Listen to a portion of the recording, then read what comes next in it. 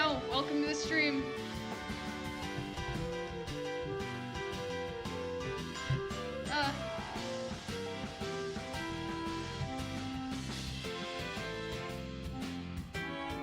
Very epic.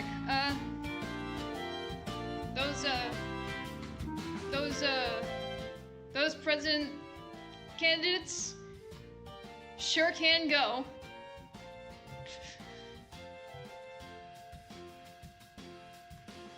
I got the...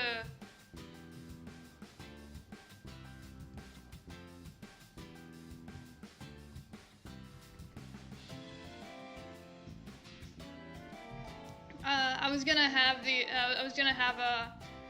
gonna have our buddy Dabovsky join in and read, but he said he couldn't, alas.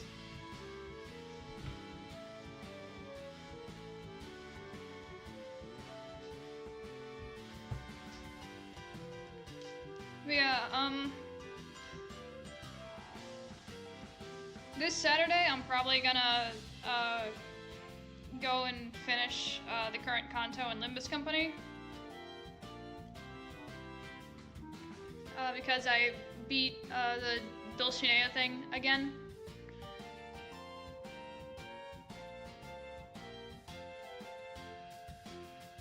Yeah.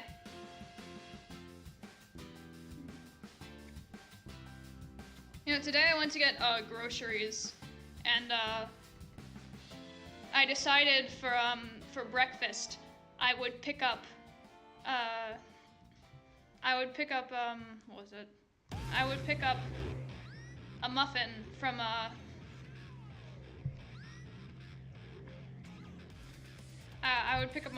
the convenience store. And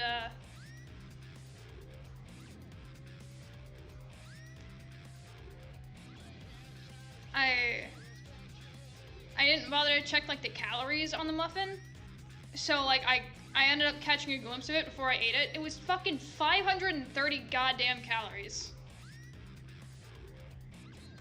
Like I know convenience store food isn't good for me, but like that's like too many fucking calories for a muffin, I think. As you might know, oh Sancho, that before my duel with the lion, the sorcerer has made my head very mushy. Your foolishness claimed it was curd, yet you are clearly still unaware of the magic after me. Very true and real.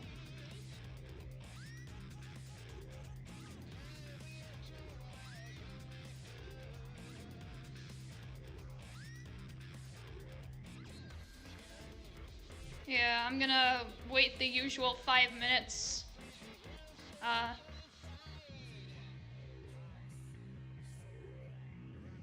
And then I'll get going.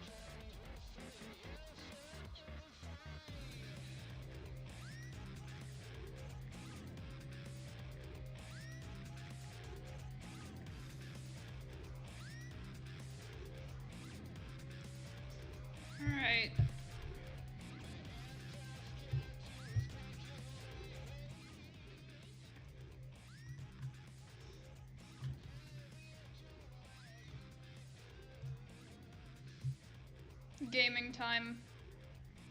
Or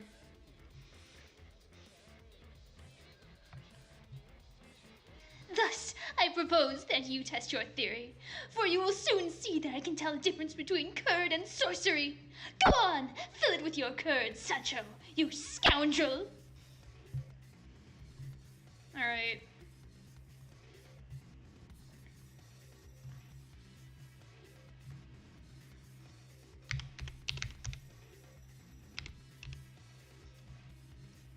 It's time to go somewhere that I have not viewed in a long and horrible time.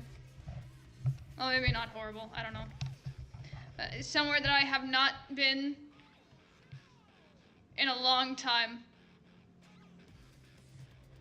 Archive of our own.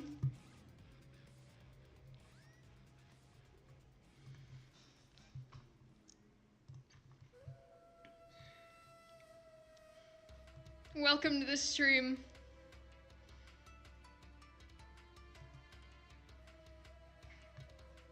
But when the window capture refuses to capture the window.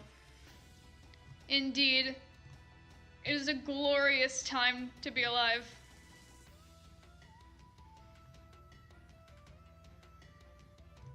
No capture. There we go.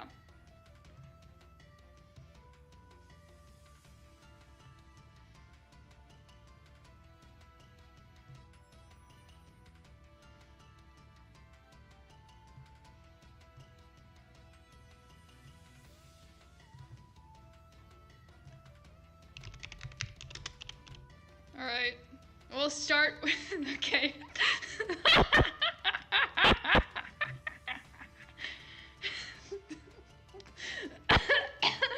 Reader! Oh god.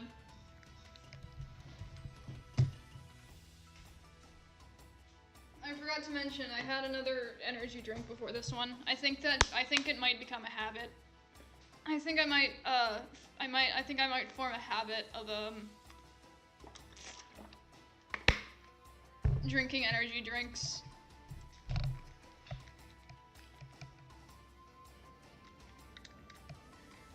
I think I'm still gonna pick Joe Biden x Donald Trump.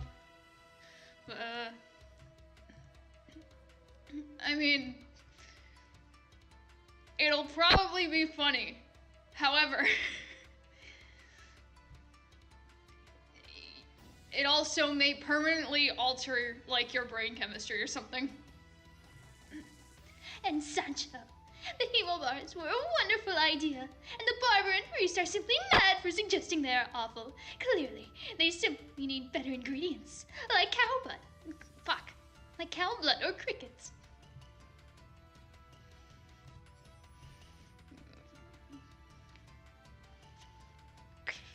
I think we're gonna go with the obvious.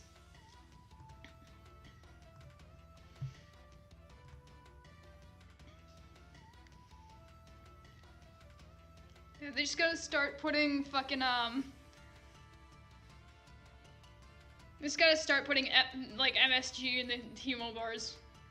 They need to put whatever the fuck they put in those convenience store muffins in the hemo bars. And then they'll finally taste like something. Alright. Relationships, Joe Biden / Donald Trump. I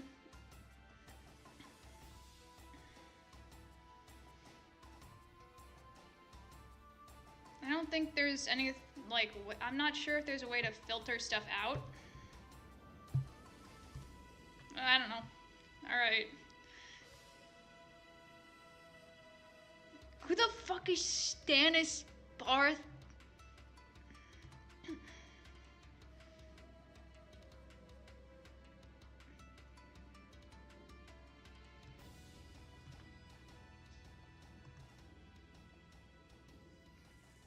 Fate / America.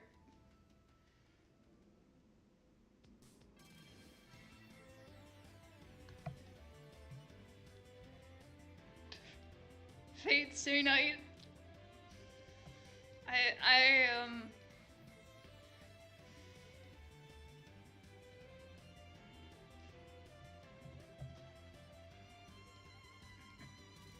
Who the fuck is...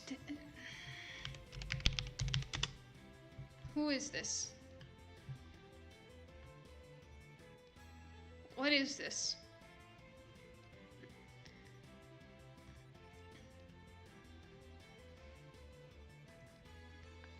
I've never heard of this character in my entire life. But anyways, Fate Stay Night.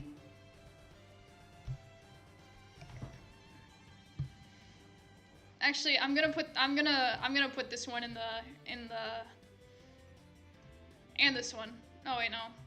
I don't know anything about Game of Thrones, never mind. I wouldn't understand probably half the stuff.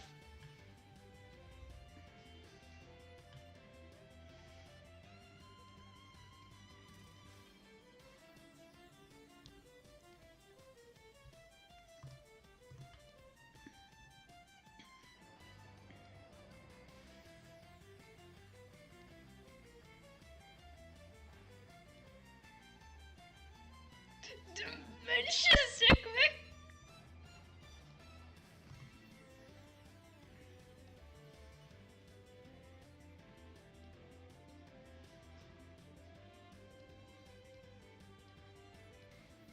Probably, to be honest. I imagine the hemo bars being like... I imagine the hemo bars not being like hard. Like, I imagine them being like chewy, but tasting like shit. Like plastic, I imagine, personally. Anyways, dementia sick fic.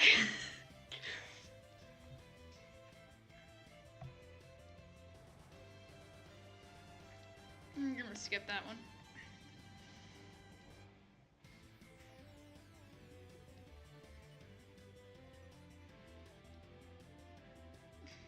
Okay.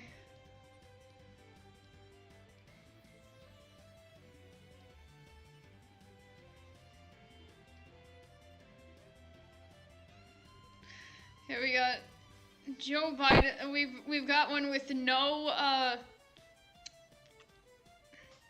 we've got one with no description. Joe Biden / Donald Trump. Kim Jong-un / Donald Trump.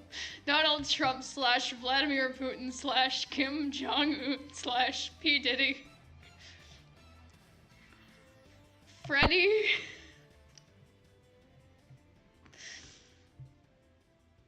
No, Hanaki.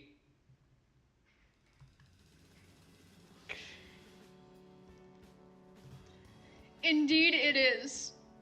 But again, it will also be funny. Probably. One chapter, 2,000 words. I'm gonna add this one. I think I'm gonna save the Fate crossover. Whoops. I think I'm gonna save the Fate crossover for last.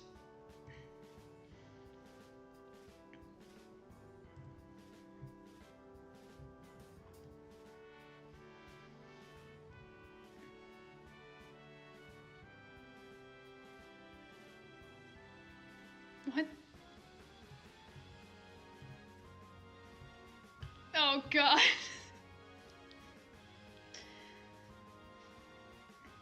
Tell you Freddy Fazbear's Pizza. No, I'm telling you, it's the greatest. But they hire you and they hire you for the night shift and the animatronics, they walk around and they even jump scare you. It's disgraceful. And they won't tell you that. Bonnie won't tell you that.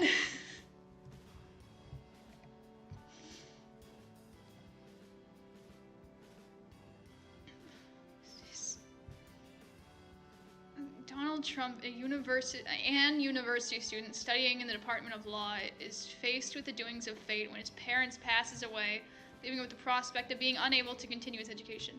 Joe Biden, Trump's wealthy middle-aged godfather who has secrets to hide, takes him under his wing when they meet again at his parents' funeral. The two quickly reconcile the distance put up between them over the years and eventually both agree upon a plan that would allow both to benefit from. Biden would pay for Trump's tuition, and Trump would act as a servant since he had constant anxiety and fear over who he could trust. Their story unfolds as Biden desperately tries to conceal his identity as a vampire and other dishonorable side work with Trump's growing fondness towards his godfather.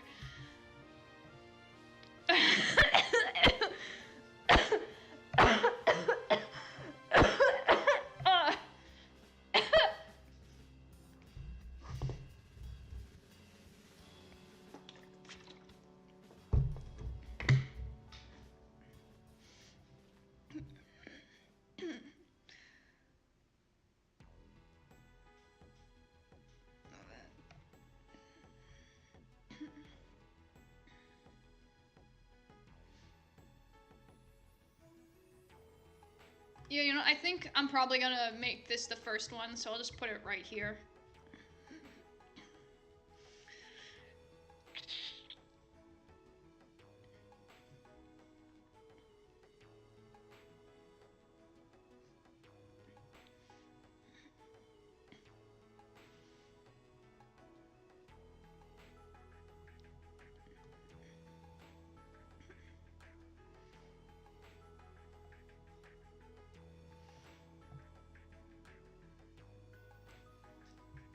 How did you manage to fit 4?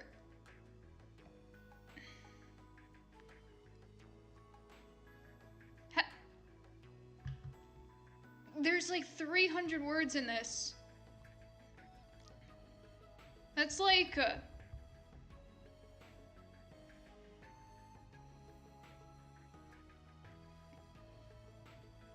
that's like fucking... I don't know. All I know is that this is not many words. I mean... how do you manage to make that 4 chapters?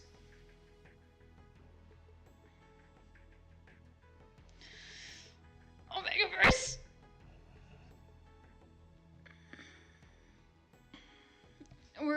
We're putting this one in the... this one's going in the queue. This one is going in the queue.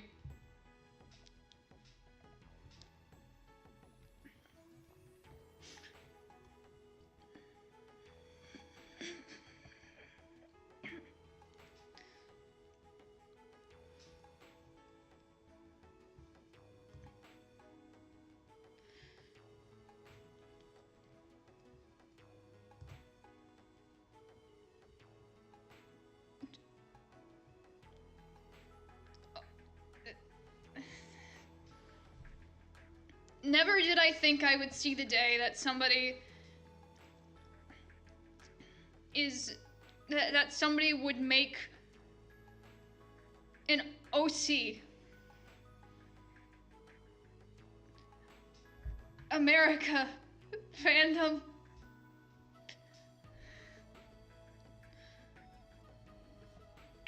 It has been so long. It has been so fucking long since I read fanfiction on stream. Oh my god.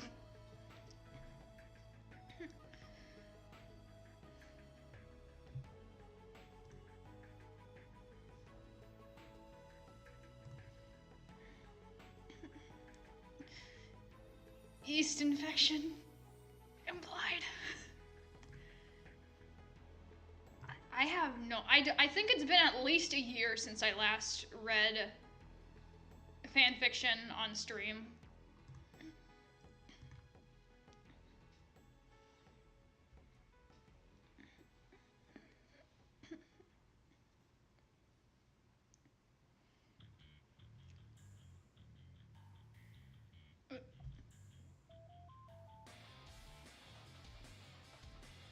What do you mean, yet more erotic bread? What more? What? Huh? What do you mean, more erotic bread scenarios? You've previously written erotic bread scenarios? Oh. Yeah, like I was saying, I'm pretty sure the last time that I read fan fiction on stream was I think it was actually that time where I was reading more political fan fiction. I think it was the stream where I read that Ben Shapiro x Shrek fan fiction.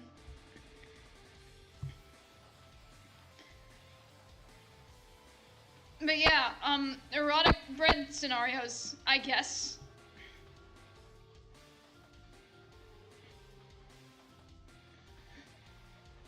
Oh, I should take some from Wattpad too. There's 39 pages. Good lord, I can't go through all of these.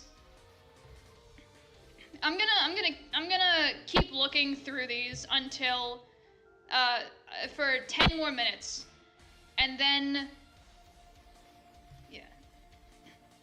Oh yeah, the fucking Ben Shapiro x Andrew Tate. Who could forget? Yeah, I think I'm gonna keep looking through these until it hits 6:30.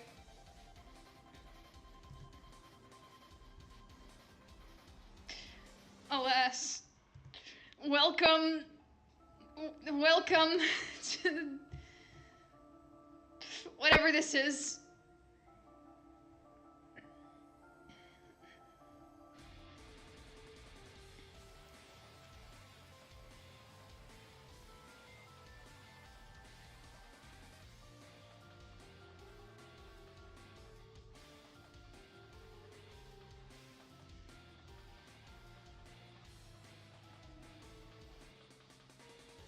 Okay.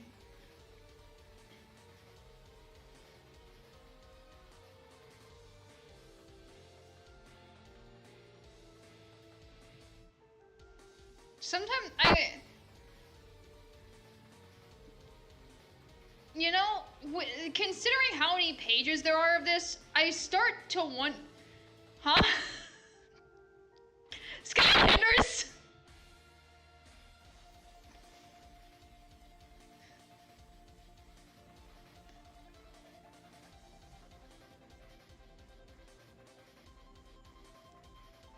Hyrule! And you know what? Being a part of this, it could be worse. You could be the guy.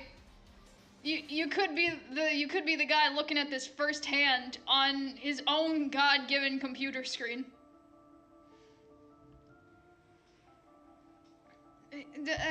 Yeah, like I was saying, with 39 pages, you have to wonder if it's really all a joke.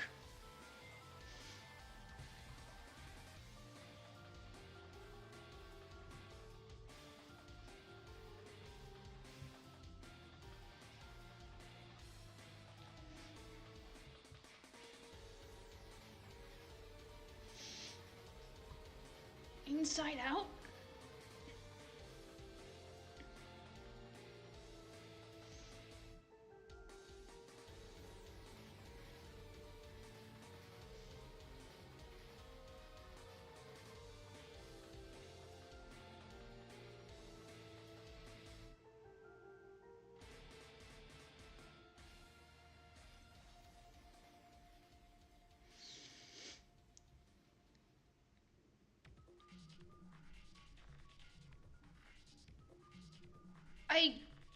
This has to, hang on.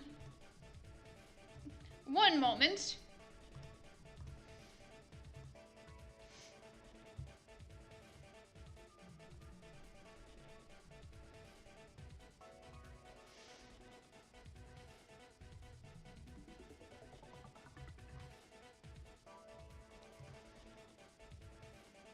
Okay, so the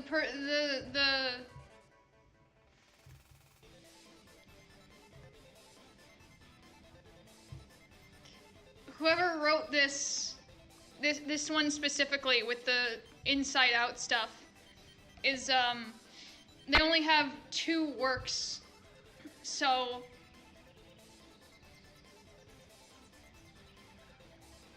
author does not condone genocide.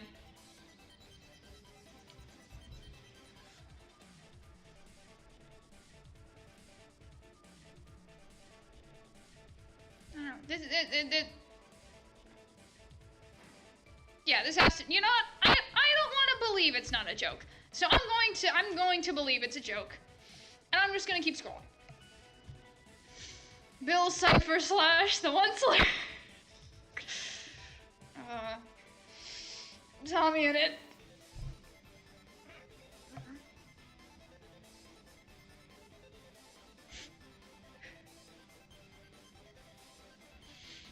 Oh God, my nose is all runny.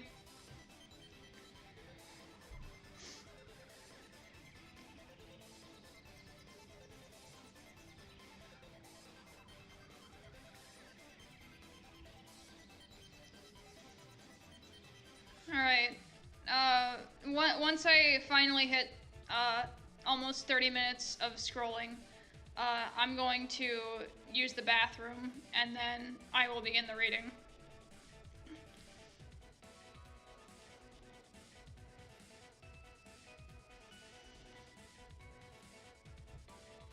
The what?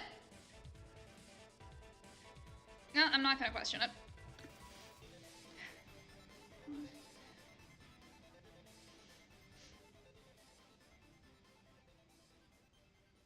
Alright, this seems like another good starter one, so I'm gonna put it right here.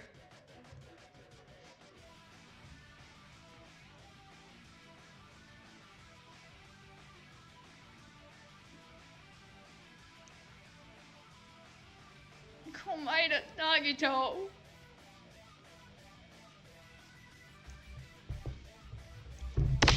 Oh shit! Oh fuck! Oh god. What time for this song to start playing? I just spilled water. Ah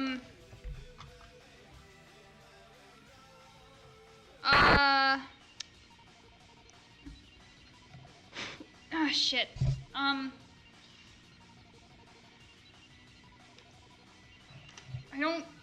I only spilled a little bit, so I don't think it's that bad.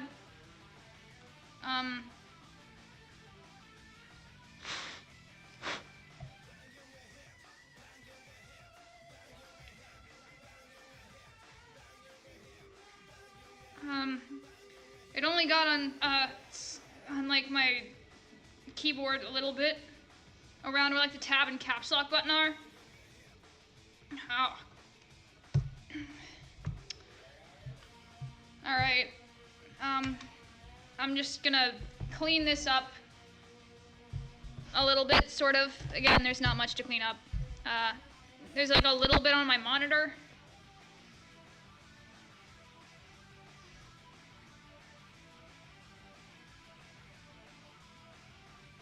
But it should be fine.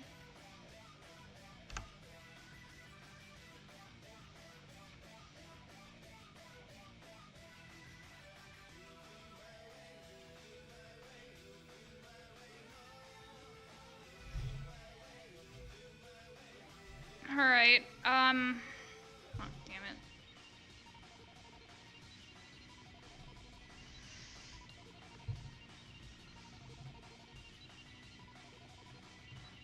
Alright, I think this one only has 108 words, so I'm going to open link in new tab.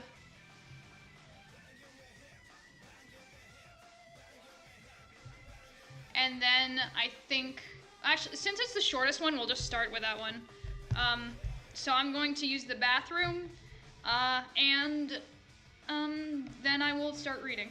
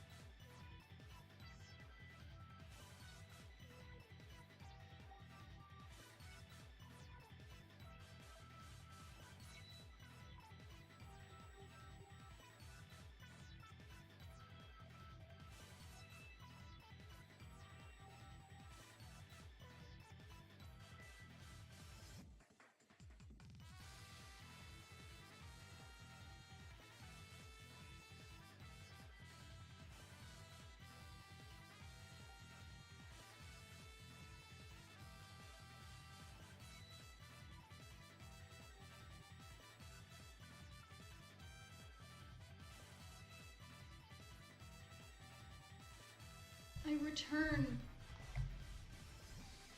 Alright.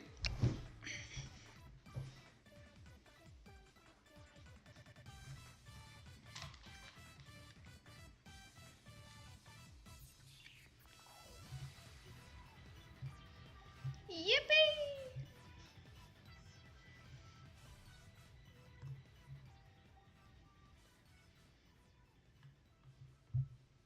Alright.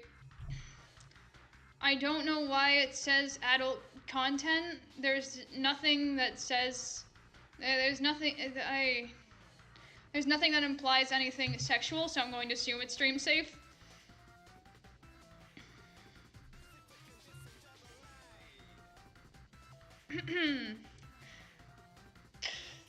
Okay. Oh, wow, Donnie. You left me for him? Joe says, devastated, looking at Kim. Yes, Joe. He's so much better in bed than you.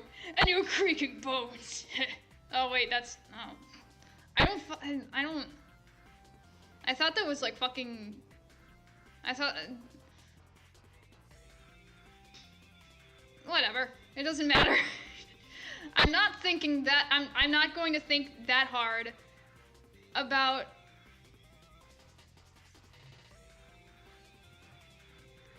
this. Donald smirks, continuing to slobberily make out with Kim. Well, too bad, Donnie. I have a new lover now, Joe says as he grabs Nagito. Wow, this is so Hope. I love Hope. Hope. Wait, no, this isn't 2021 to 2022. I shouldn't be in this fic. I'm not relevant anymore. Joe cries as Nagito disappears and dies from his deadly diseases. Ha! There's what you get. Kim laughs. Ha ha ha ha ha ha ha.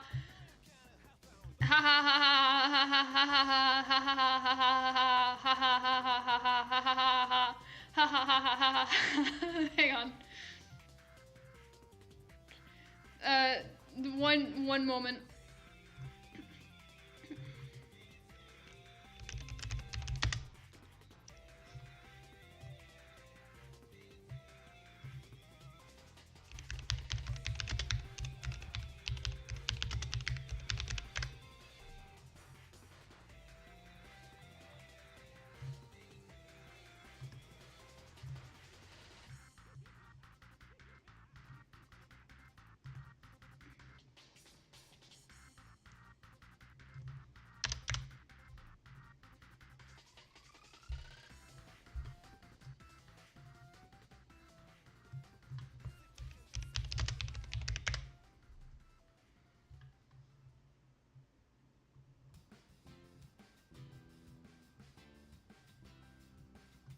Whatever.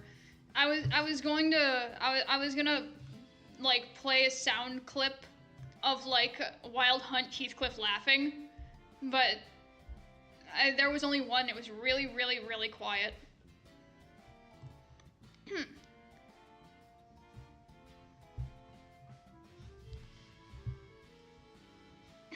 Anyways.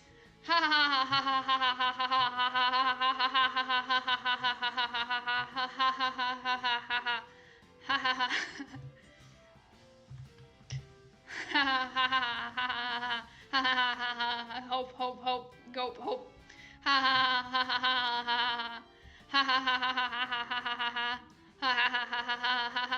Send help.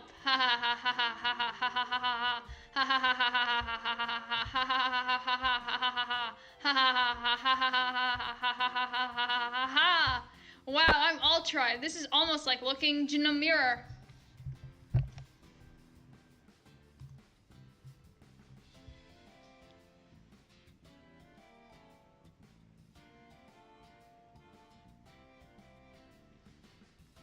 All right.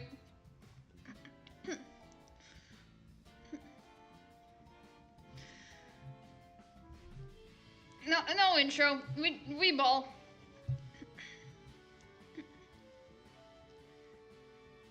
Take a look what happened when...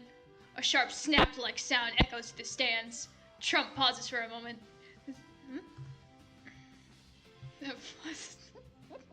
Student repeats words over and over to extend word count. I mean, does just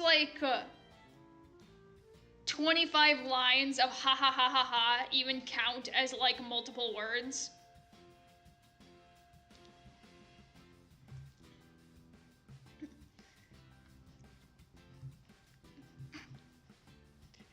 Deducting points for removing Nagito Komaeda from the story. Nagito Komaeda is an important part of America's history. The same striking noise flies by again, this time sending a shock of stinging pain into his head. He gasps, clutching the blood that has now begun to flow from his ear. He lowers to the ground, hiding behind his stand as the bullets continue to whip past. He breathes for a moment, collecting himself and standing back up. A group of men in black coated, not yet. A group of men in black coated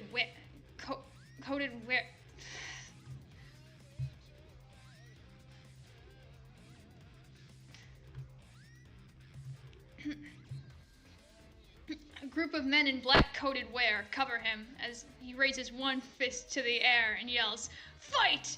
He is ushered away from the stage, leaving a faint trail of blood on the floor. Biden sits in the White House alone after a long meeting. He sighs, the earlier discussion leaving a heavy weight on his shoulders. I said that wrong. Oh well. He picks up the remote TV and pushes through all the different channels. His calloused hands push the button again and again in boredom. Then he stops, his fingers resting on the cold plastic remote. The news headline reads in bold print on his screen. "Today, Donald Trump shot at rally." He chuckles to himself, a feeling of amusement filling him. His rival getting shot? How convenient. He smirks at the thought, but deep inside, he can't help I love it when my eyes just don't fucking work and I can't read it right. It's so cool when that happens. I thought that energy drink would help that, but oh well. But deep inside him, he can't help but feel a pit of concern wallowing in his stomach. He pushes the strange feeling away. He asks himself why he would feel such a way, but his answer never returns back to him. His smirk remains, but it falters slightly. This time, the usual gesture not being something of expression, but a mask of what one could dare to show. Maybe I should call. It's only the proper thing to do, of course, he mutters to himself, picking up his phone. He dials in the unfamiliar number. It's not often called, so why did he do it now? As Biden's phone rang continuously, he couldn't help but wonder this himself. He sits on the couch, watching as the time on the clock flies by. Still, no answers. The fret lingers in his mind as each minute passes. "Your message has been forwarded to voicemail," Biden sighs, beginning to speak. He was careful not to show the slight shake in his tone, still unsure why exactly it occurred. He speaks with an attempt to sound firm. His mind paints a different picture, however. Disregarding their feuds, such a concern felt natural to Biden. He hated it. Every single bit of worry that washed over him made him feel an uncontrollable anger. Not for Trump, but for himself. Why did he have to be like this? He tosses his phone in frustration, his head resting on his hands as he reaches forward for his drink. He suddenly regretted the many calls he left. Gods, why would he do that? He didn't have to, and yet, he did anyways. Fuck, he says, groaning and picking up his phone again. He clicks on the contact, blocking Trump's number. I don't need to hear back from him. I have no fucking idea how to do a Joe Biden I can't do impressions of real people, I think. Except for maybe fucking, I can't do impressions of, any of the old people that are, I can't do impressions of political old people. I just don't know how. I don't need to hear back from him, he thinks to himself, denying himself the distress he felt at the idea of him injured. He reaches for his glass before realizing it's empty. Damn. Biden stands up from the couch, but is quickly sat again with a dizzy feeling whirling in his head. He lies down, staring up at the ceiling. He can only wonder one thing. Will he be okay?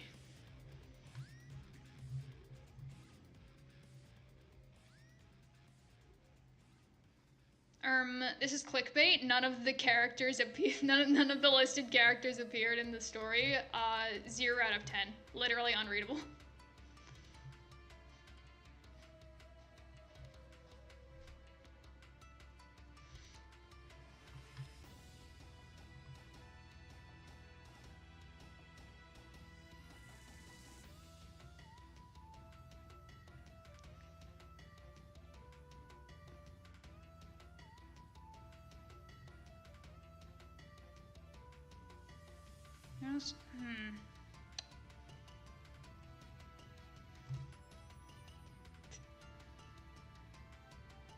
Literally 0 out of 10 and minus extra points for drawing Mpreg in the short response section.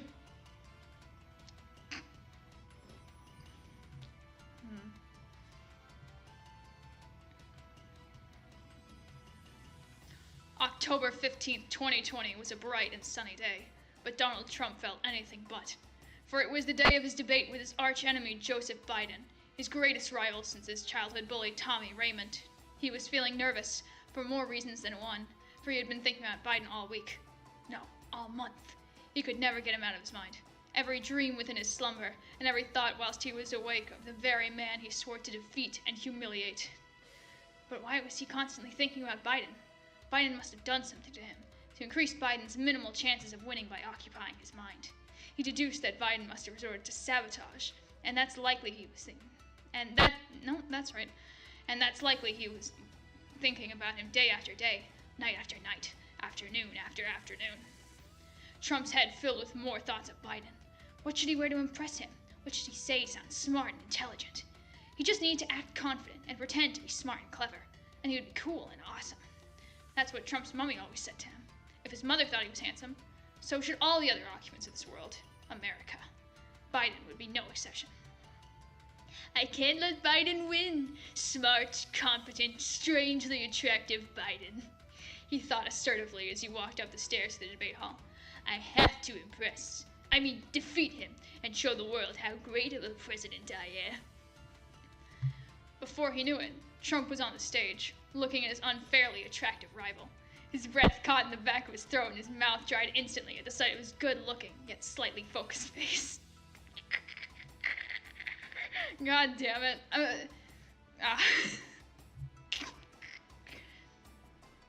I'm imagining, if anybody here has seen, what is it? Internet historians, like, videos of, like, fucking Jeff the Killer, like, readings or whatever. For some reason, I'm imagining one of those with this, and it's very funny to me. He couldn't think of anything but Biden. He must have done something to him. That was the only acceptable explanation. Even though it was the only right answer to Trump, he still felt an irresistible urge to impress him. And so he started yapping on about the dangers of letting immigrants into the great nation of America. He'd even memorized parts of the B-movie speeches and modified them for this moment, which would surely go down in history. Yeah, I've heard the name H-Bomber Guy. I'm not sure I've ever watched one of their videos, but I hear the name around. Biden, he croaked with a dry mouth. He wanted to tell Biden how much of a fool he was, but he couldn't bring himself to say it. Biden looked at him in confusion. He had been expecting a respectable opponent from the stories of Trump, not an orange toad. Huh, laughed Biden. He had overestimated Trump. Trump's wrinkled heart soared. He had made his opponent laugh. Laugh! If he can impress Biden, he may also be able to impress everyone else. Perhaps he had overestimated his opponent. Perhaps Trump really was sabotaging himself. Oh, damn.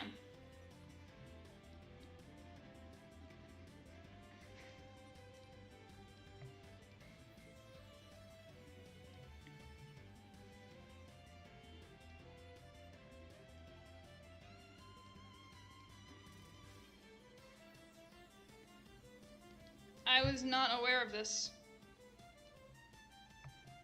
I mean, plagiarism...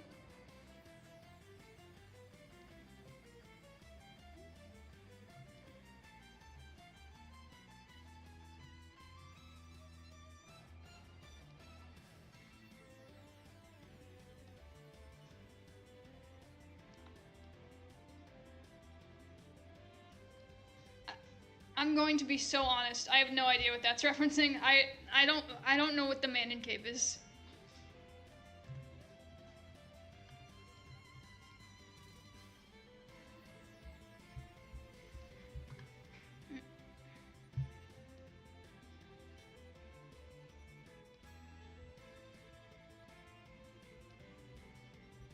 Alright, I won't then.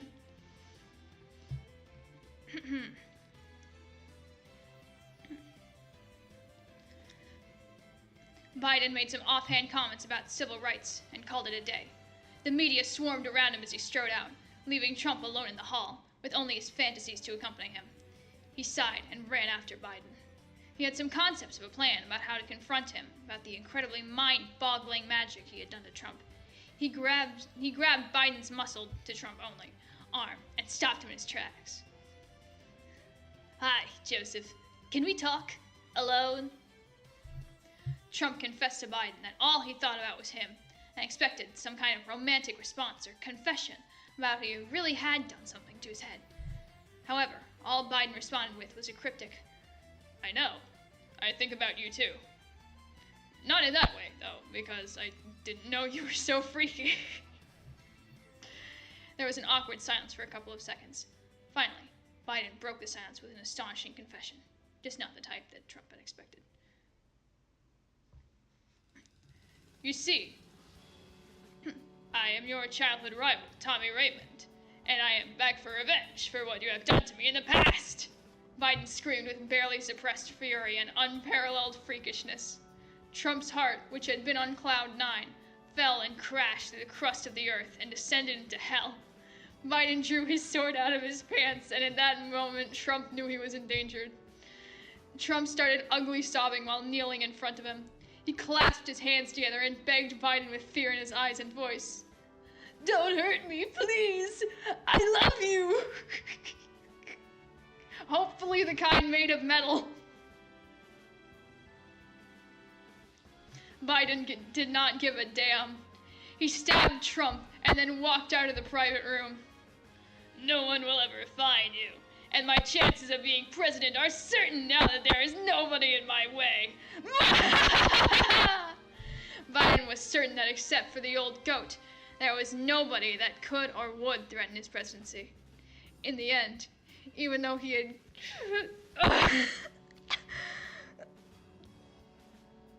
I love peripheral vision. I fucking... Skibbity toilet.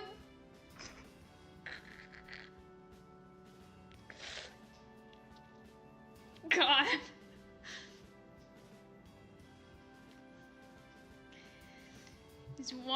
Even though he had gravely injured and maybe even killed Donald Trump, his one and only rival, he was beaten out by someone he had not paid any attention to in the past. Skibbity toilet. Biden cried and fell off a tall building accidentally while crying for the loss of his expected presidency and his former one true love, Trump, who he thought had to sacrifice for the presidency.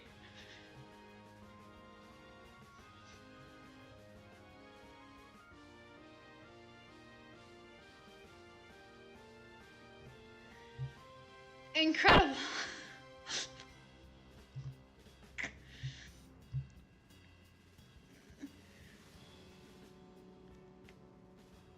Part 2?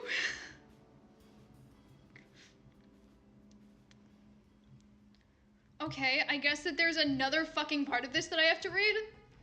There's a prequel? 2,484 words. Suicidal thoughts.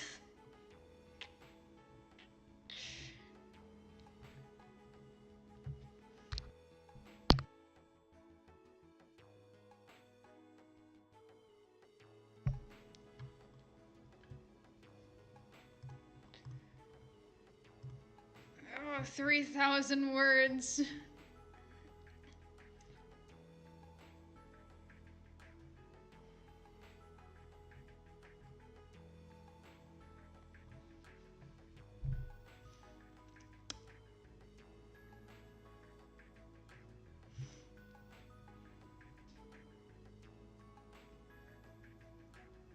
Okay.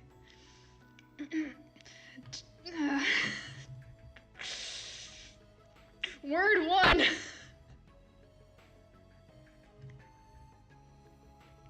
Word fucking 1. Alas. Does it still say fucking top chat Oh, here we go. D+, Joe Biden stabs Trump with sword from his pants, inappropriate in his classroom. See me after class.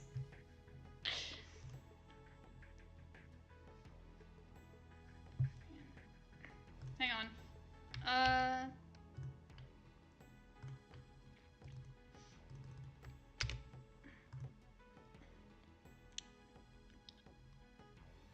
Alright, it's not showing up on the on-screen chat for some reason, but I switched the chat from live chat to top chat to live chat.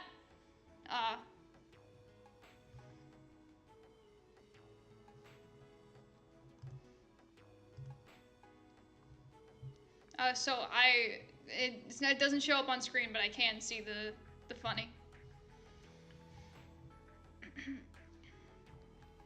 Trumpy was extreme. I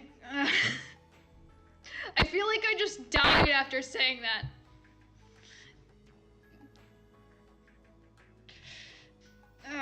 He was extremely nervous about the debate. His palms were sweaty as his stood in front of the mirror, staring at his reflection like it might give him some answers. This wasn't right. It was supposed to be his lover, Joe Biden, but he dropped out of the race. Trump remembers the moment it happened, and it still stung. Flashback. Joe, why did you drop out? Trump cried in betrayal, eyes wild in disbelief, his voice cracked with hurt that he couldn't hide. Sorry, Trumpy, I just couldn't do it, he said as a tear fell down his face. I could not stand going against you when you know I love you. Against you, not when I love you. Trump had fallen to the floor, his chest aching like he'd been punched. Biden, his Joe, knelt beside him, pulling him into a hug. It'd be okay, my dear. When it's all over, we can be together. But Trumpy showed Bo away, his heart breaking in ways he didn't understand. No! You left me! Trump yelled and stormed out. Joe cried, I'm sorry, as he watched him leave. End flashback. Trump hasn't talked to Biden since, and it made Trumpy feel... Why did they say that? I don't want to say fucking Trumpy over and over again. It felt empty inside. Like nothing mattered. Everything was harder without Joe. He missed his touch, his voice, even his ridiculous little laugh. The debate was about to start, but Trump couldn't focus on anything other than the empty hole in his chest. Before heading to the debate, Trump was sitting on the bathroom floor. Hang on, yeah, okay, it's up. I'm just making sure that the window capture is on. His head in his hand. Trump was sitting on the bathroom floor, his head in his hands. He couldn't take it anymore. He grabbed a small knife from the sink. He felt so depressed without his lover, and he started cutting himself. He cried quietly as the blood began to drip onto the floor. Biden, please, come back. What are you doing, honey? Asked a voice from outside the bathroom. Oh, wait, that's... okay. What are you doing, honey? I don't fucking know what Melania sounds like. Trump groaned. It was Melania, of course. She didn't know about his affair with Joe. She didn't know anything. Holy shit, for real! A lobotomy corporation reference, immediate pass. I'm okay, Trump lied. Okay, she said, then left. Trump cried. Nobody cares about me, not even my wife. Trump remembered all the times he was bullied, like how the left called him a racist pig and how he got shot at a Rally 6 and everyone already forgot about it after Biden dropped out. How can he forget when Mike Pence betrayed him? Sure, he has supporters, but even they are starting to drift away. His heart ached every time someone left his rally early. Trump just couldn't help it. It's just not right without Joe. Trump was about to commit suicide, but he remembered something. Flashback. I would love to play golf with you, Joe Biden said at the debate. Flashback end. Trump sniffled at the fond memory of him and Biden. Trump can't give up. Biden wouldn't want that. He needs to win the electron for him. The stupid libs are gonna suck it. He needs to do it for Joe. Trump put down the knife and got ready for the good debate. Biden POV. I sighed as I sat at my desk. No matter what I did, I called not. I forgot how to cold. I cold not stopped thinking about my dear Trumpy. I feel bad for hurting him. I just couldn't. I just didn't race anymore. I thought dropping out would be good for us, that it'd save our love, but I was wrong. I miss him so much. I wish this would be easier, but Noctating was easy without Trump. I wish I live in a world where I could be with little Trumpy forever, without all the stupid election and politics in the way. I get out my laptop, hands shaking. I need to check up on him and make sure he's okay. I hope Harris doesn't go too far. I will have to see for myself. I was scared. If Trump hurt himself, I would never forgive myself. The debate. Trump walked to the stage. His hands were trembling. His heart was racing. He thought about saying fuck it and jumping off a roof, but he didn't. He had to do this for Biden. When Dump went to his podium, he saw Kama and couldn't stand it.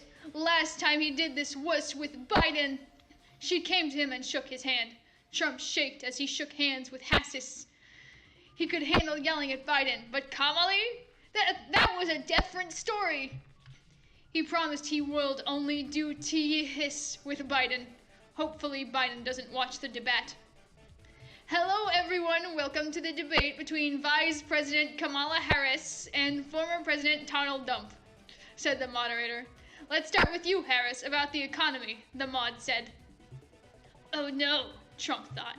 His mind was a blur. He desperately hoped Biden forgets there's even an election and doesn't watch the debate. Donald left us the worst unemployment ever. Trumpy left us the worst public health epidemic in a century. True, the absolute OT3, am I right?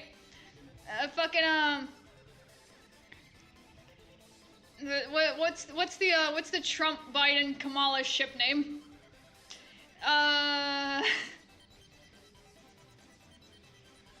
Timala.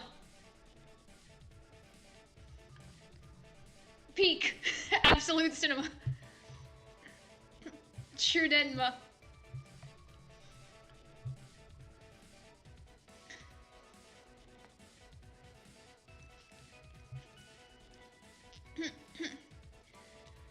Trumpy left us the worst public health epidemic in a century. Donald Trump left us the worst attack on our democracy since the Civil War. And what we have done is clean up Donald Trump's mess, Kamala said with confidence. Trump felt his breathing getting fast. This was too much. This isn't the sandy, sleepy old man. He was debating someone who knew what planet we lived on. He was so USD to an old man not knowing what he's talking about. What do I do? Trumpy thought. His breath got faster. This isn't fair. She's not sleepy. His hands shook. Then Harris continued to... You're going to hear from the same old tired playbook, a bunch of lies, grievances, and name-calling. What you're going to hear tonight is a detailed and dangerous plan called... Trump felt his hands shaking. Oh no! How dare she call him a liar? Trump felt panicked as she continued insulting him in confidence. She didn't sound like she was about to fall and die. How TF was Trump supposed to win over her? Fine, whatever. Thanks, VP Harris. Now you respond to that, Trumpy. The moderate said. Trump stumbled over his words, his heart pounding in his ears, reminding him of the assassin. I don't know anything about Project 2025, okay? I had the greatest economy ever. Oh, and... son of a...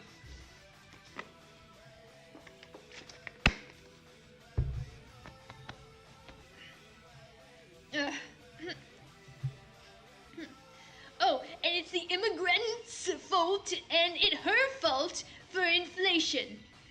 Okay, thank you, President. Now your response, Vice President. Then she hit him with, "Go to his rallies and it's boring. You will see people leaving early." Trump's stomach dropped. She knew. She knew his biggest fear. No, no, no, it's all true. His rallies weren't what they used to be, and now the whole world knew. His heart raced faster, his palms slick with sweat. Alas, bro is literally the reason why you have given up your smiles. And the hope inside your eyes has been stolen.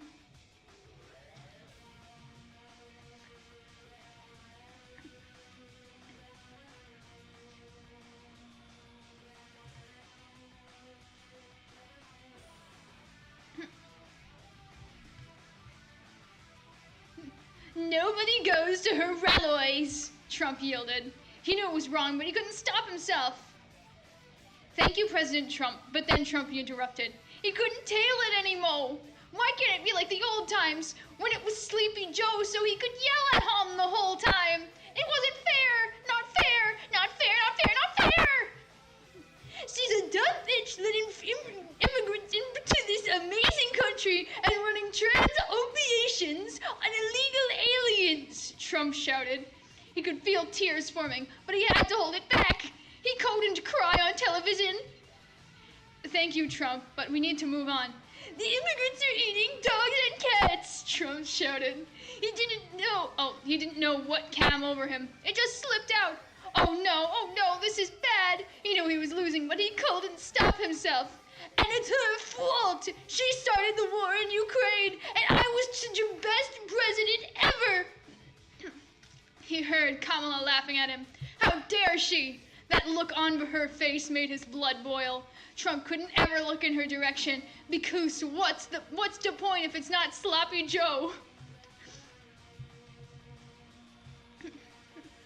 Talk about extreme, she said, laughing evilly. "Oh, I'll show you extreme," Trumpy thought. "She's a communist and wants to kill babies and take guns," Trump yelled. "No, I don't," said Harris meanly. "Shit," Trump thogut. I've never had a hush puppy. I can't remember what they look like. I can't remember what... I forgot.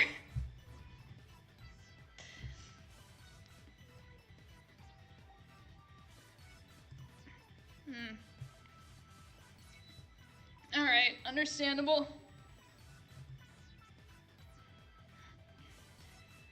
Then Hasios continued.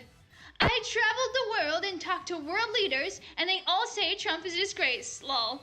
Moderator said, Thanks now for your response, Dumpy.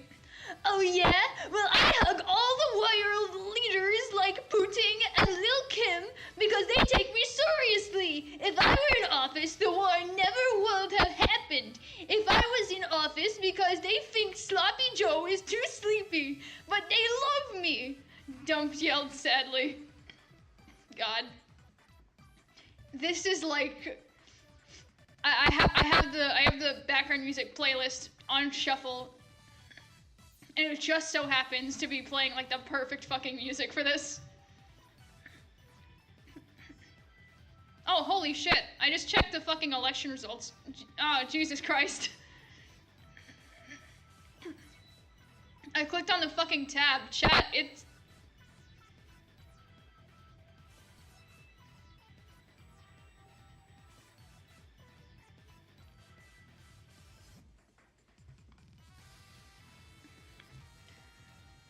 You know what? Nothing's set in stone. No bad thoughts here.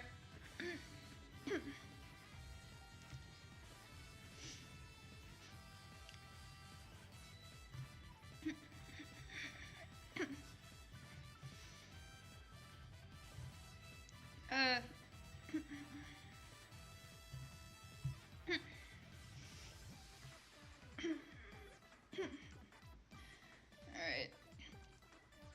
"Well, you are not going against Biden anymore. You are going against me," Harris shooted. "Also, these dictators love you because you're so easy to manipulate. Like how you took every bait tonight and lost your shit, lol." Trump's heart skipped a beat. Biden. His love. Why can't it be him? Why can't he be the one he debates with? She is Biden, Trump said, holding back a sob. This is Joe Biden, everyone.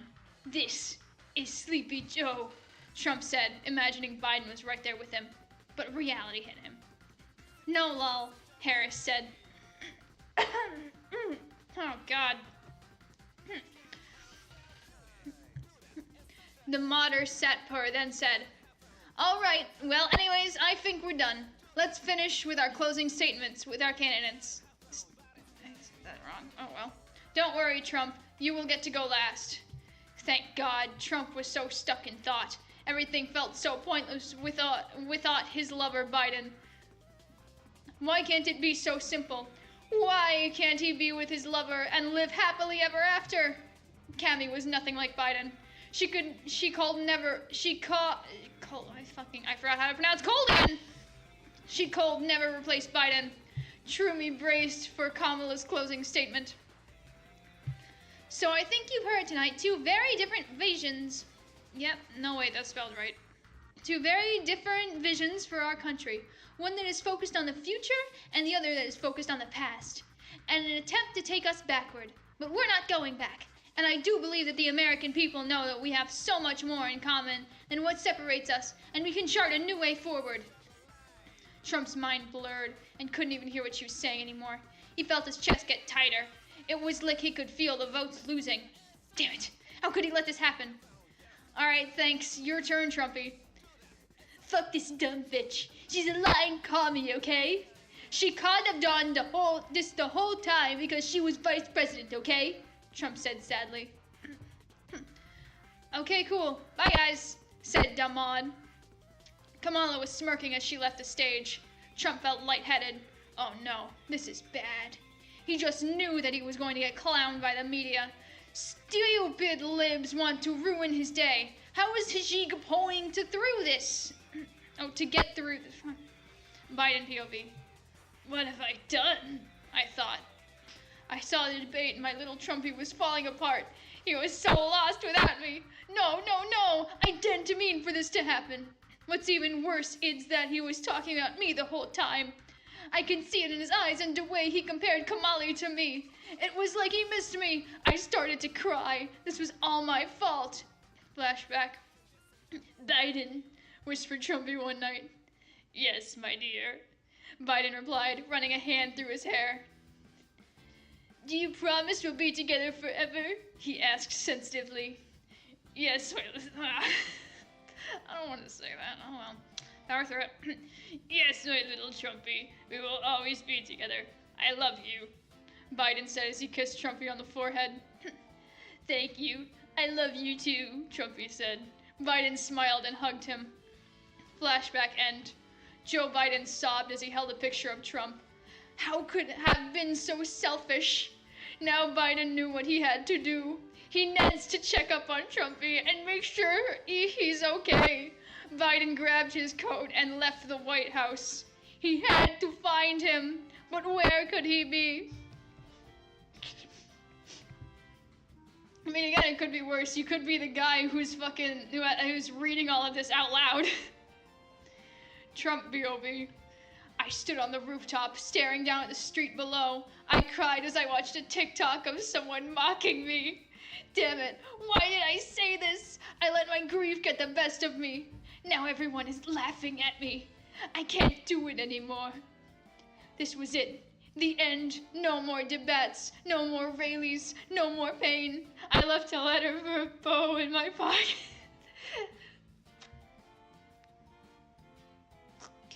Every time they misspell Joe, I feel like some part of me break.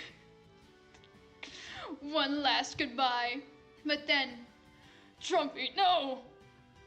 I gasped. I recognized that voice. I turned around. It was Biden! Trumpy, I'm so sorry. Please don't jump. Joe begged sadly as tears fell out. I can't go on without you, I whispered while my voice shaky. I love you, Biden says, reaching a hand out. Please, I'm sorry for everything. I don't want to lose you, Biden pleaded. Before Trump could jump, Biden grabbed him and pulled him into his arms. Trump collapsed against him and sobbed. Biden held him tightly. "It's okay, my dear. You're safe with me." Joe saw a piece of paper fall out of Trump's pocket. He picks it up and gasps at what he reads. Oh!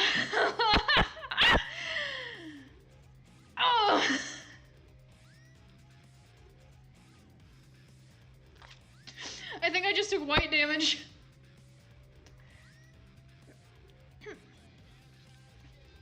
"This is to my love, Joe Bojiden. I love you, my sweet Joe. Thank you for being there for me when things were tough. You are the love of my life. It's unfortunate that we weren't allowed to be together. Even though we were against each other, we still loved each other deep down. You were always there to cheer me on at my rallies. You were there to comfort me when I got shot. You were there when I had nightmares about getting shot. I still remember when you said you wanted to play golf. It made me very happy. You're the only one who truly understands me. I'm not mad at you anymore for dropping out of the race. I'm just a terrible lover, and you deserve better. Nobody loves me. Everyone wants me dead. Kamala was right about me. That's why I can't go on anymore. So I am going to go now. That way America can finally be great, and everyone can be happy. You can be happy. I love you, Joe. Love, Donald J. Trump." That took a lot of breath. Joe Biden started to sob. He couldn't believe what he read. His lover, his Trumpy. That's what he truly felt all this time? Joe had no idea. Fucking, it's the Trump impression that fucking, like, plays. It's funny for, like, that's why it, like, makes you panic after, like, 30 seconds, I think it is. Because, like, what it does is it encourages you to do the Trump impression. But if you do it for more than, like, 30 seconds, you just lose your fucking mind.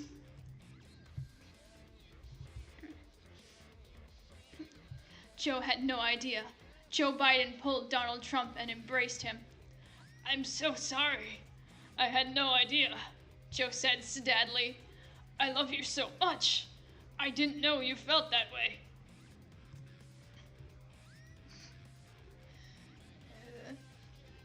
It's like that.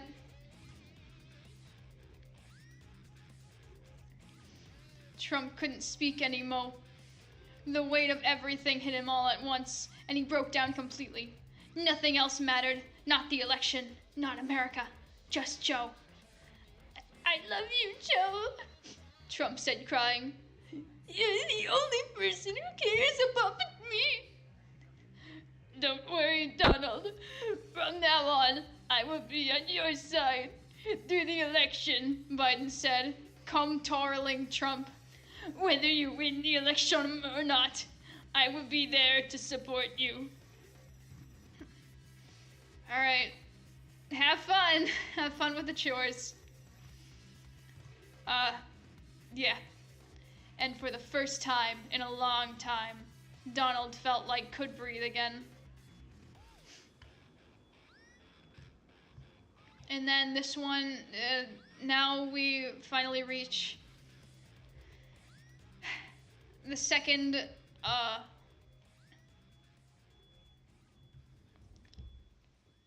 god, I think the effects of the fucking monster are already starting to wear off.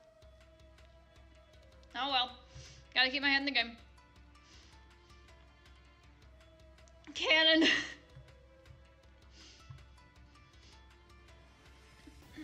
But now we can finally reach the second part, which is like half the length.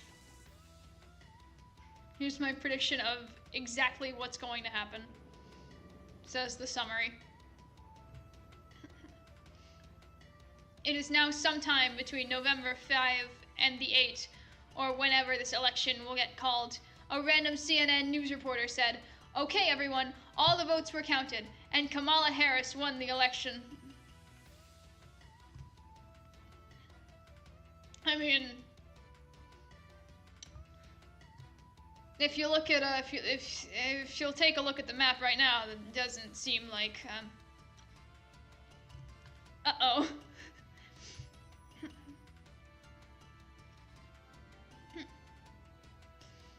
In the big cities, people were celebrating to Celebration by Kool and the Gang show. "Oh, thank goodness. We don't have to worry about this for another 4 years. Yes! Bring back Roe v. Wade. It's good. Oh, God. I just remembered something. That reminded me of a fucking screenshot I saw where apparently,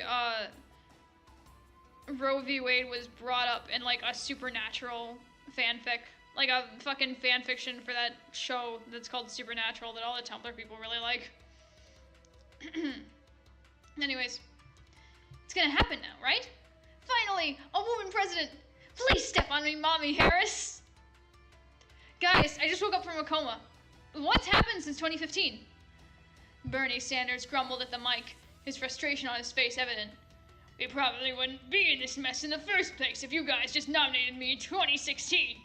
I mean, come on, people." Hillary Clinton had a chain around Bill to stop him from getting another blowjob. "If only I ran my campaign as good as she did." She sighed, recalling when she was almost the first woman president. Oh well. Obama also congratulated Kamala Harris.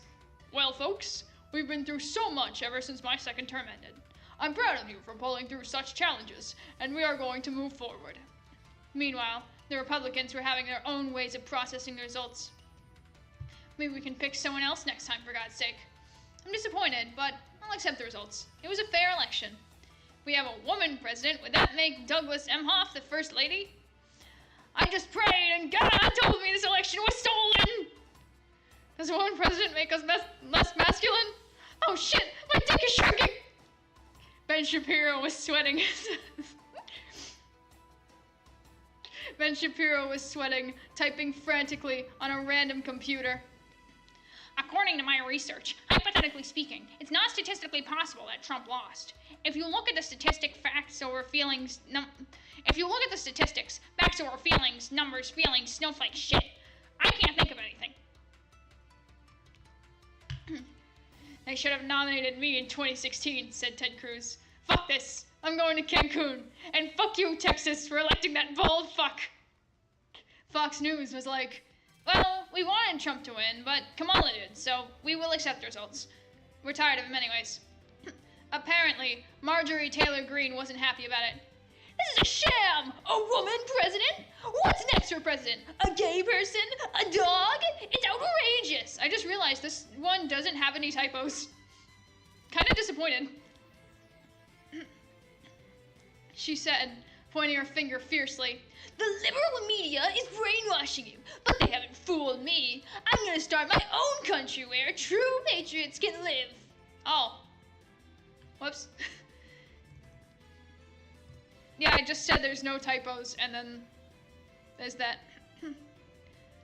She then stormed off, already thinking of her imaginary country's flag and anthem. "I wanted Trump to win," said Charlie Kirk, crying. "I kind of regret being Trump's VP. Very humiliating. I respect the opinion of the American people. I just hope Kamala Harris remembers to respect the sanctity of marriage," said Mike Pence. Then he saw Trump and Biden making out. His homophobia kicked in, so he ran out throwing up. There's also Mitt Romney, reminding everyone of the good old days. "Weirdly enough, I gotta thank Trump for making me look like the most sane Republican. Everyone forgot how homophobic I was because of him. Seriously though, let's not let this happen again. Good luck to Kamala Harris." Trump got ready for his concession speech, looking out at the crowd with a hint of a smile. "Listen up, I'm here today to congratulate Kamala Harris on a tremendous win. Tremendous. She ran a tough campaign, maybe tougher than any campaign ever. Except mine, of course. But she won, folks, and I respect that. Really, I do." He paused, glancing at Biden and the crowd who was smiling at him. Now, some people out there, they're probably thinking, is he going to talk about fraud? Is he going to say it was rigged? No, no. This election was fair, very fair, probably the fairest in history. They go to Freddy Fazbear's Pizza and they don't tell you that the animatronics jump scare you. Believe me, Kamali won fair and square, and I'm saying that right here, on the record. The American people, they chose her, and hey, I'm gonna respect that. There was a scattered cheer in the crowd, but Trump held up his hand. Now this has been one wild ride, folks. One for the history books, and I gotta thank my partner Melania, for helping through all of the darkest times. It's been one hell of a decade. Really incredible. But folks, it's time to pass the torch. J.D. Vance was crying in the corner, but nobody cared. Trump leaned in. Kamala, you better do a good job. You've got the top job now. Don't mess it up. With that, he waved to the crowd, a final grand farewell. He spotted Biden in the audience and, almost shyly, gave him a nod. And as for you, Joe, well, I'll be seeing you around. The crowd cheered one last time as Trump stepped back, flashing that unmistakable grin. Meanwhile, Kamala Harris did her victory speech.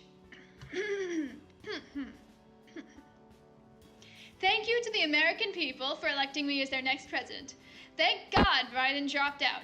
Otherwise, this wouldn't be a good day for women or anyone who's not a straight white billionaire. We are finally moving forward. Also, I'm a woman, so that's cool. The crowd cheered, kind of like they did when Obama won in 2008.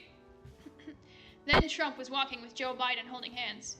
I want to thank you again, Joe. I would be dead without you. I'm proud of you, Donald. You've really changed since 2020. You're not even claiming elect.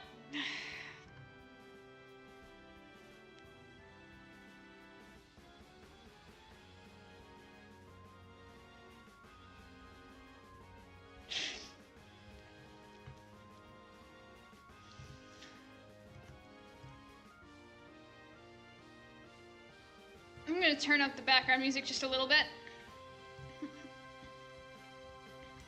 You're not even claiming election fraud this time, Joe said.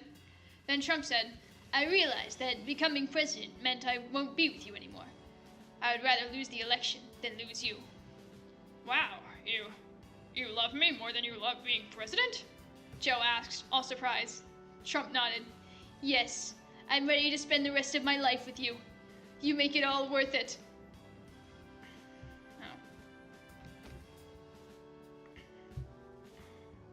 Then they ran into Kamala and Tim Walz. Joe, what are you doing with Trump? Harris asked, looking puzzled. Oh, Kamala, this is a bad time, Joe said. Then Trump interrupts. I want to congratulate you, Kamala. I also want to thank you for setting me free to be with Joe. Kamala got on confused. Thank me? I just beat you in an election. Yes. I'm glad you won, because now I get to be with Joe Biden. I actually voted for you myself. You and Biden? She said, glancing at the two lovebirds holding hands. Well, thanks for voting for me, Trump, Kamala said. Then Tim Walz finally said something. But he's Republican, and he's Democrat. They can't be together. It's unconstitutional. Oh, Tim, we shouldn't let silly politics get in the way of true love, Harris said. Then she turns to Trump and Biden. I'm happy for you two. Now, if you'd excuse me, I'm going to get some sleep, because holy shit, I've been at so many rallies, I'm exhausted, she said, then left. Biden smiled as he watched Tim and Kamala leave. I knew I was making the right choice in 2020. She's going to do great. Trump nodded. I'm so glad it's finally over. Well, not yet, my dear. I still have to finish my term and do president stuff. January is when it'll be over, and please don't repeat January 6th, Joe said. I promise I won't. Everything will be okay as long as we're together, Trump said. The two held hands and walked together around Washington, D.C. People were celebrating. They watched the fireworks together. Trump was happy with Joe Biden. To think he was this close to jumping off a building just 2 months ago after a disastrous debate. He had no idea it would turn out this way. That he would be spending election day with Biden instead of claiming election fraud. "I can't wait for Inauguration Day," Trump said quietly. Joe Biden nodded. "Me too. We're gonna have so much more time together." Trump recalled everything that happened in the last 9 years, all the time he spent fighting. If only he realized what he truly wanted, what he truly loved. Trump looked over at Joe, watching the fireworks light up the sky. "Who would have thought," he murmured, "that everything I ever wanted wasn't power. It was just you." In the end, maybe it didn't matter who won. It mattered who loved. And for now, Donald Trump and Joe Biden could finally make America love again.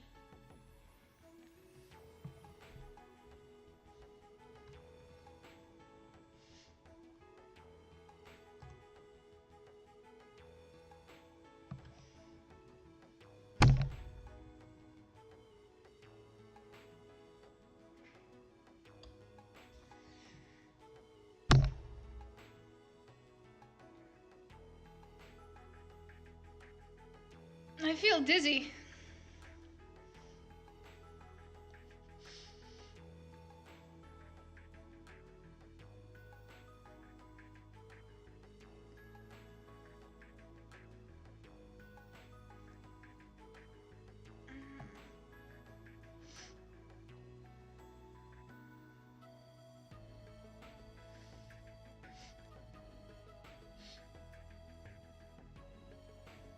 Actually, hang on.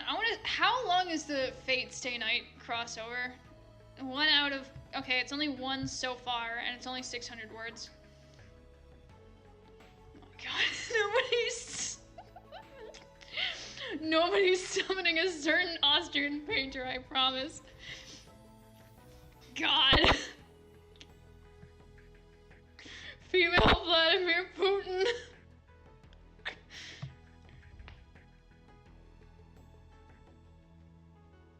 Yeah, whoever wrote this one, updated 2024 11 of, oh, updated today. Shit. Oh, published today. I hope to see an update, writer. But for now, we're going to read the Hanahaki disease one.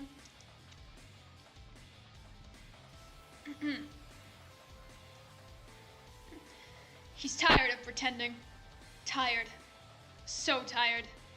Tired of pretending that he doesn't know Kim Jong-un and Donald Trump have been flirting, making love, exchanging letters and texts.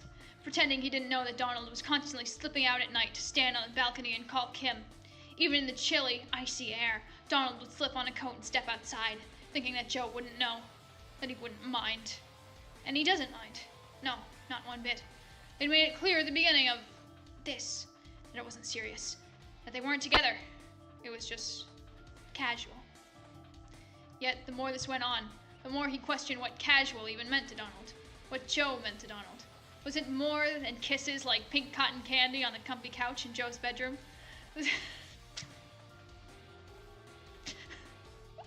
Welcome to the stream. You're hearing exactly what's talked about in the title.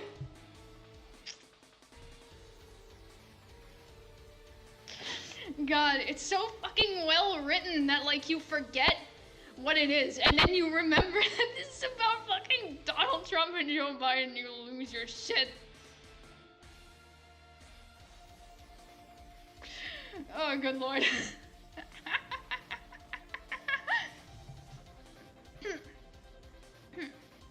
Was it less than gazing into each other's eyes on the bed, saying nothing for so long, and only using the tips of their fingers against skin to communicate? Was it more than turning off the lamp in the corner and crawling into bed after a long day? Was it less than making love and promising themselves to each other? Maybe he really was just hardly anything to Donald. Well, I don't want to read any more sex stuff.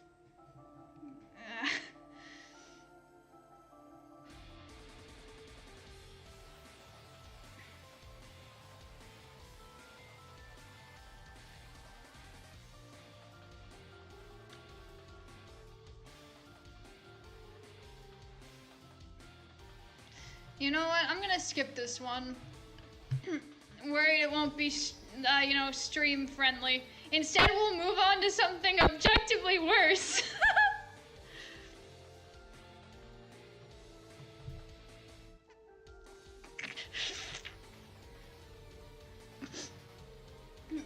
Yeah. Presidential election freaky edition. Literally. Literally.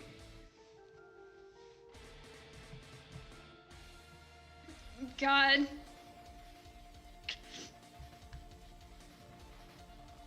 I have known what Omegaverse is for like ages, but I have never been comfortable with it. It has always been like fucking just really weird to me, and I don't understand why people like it.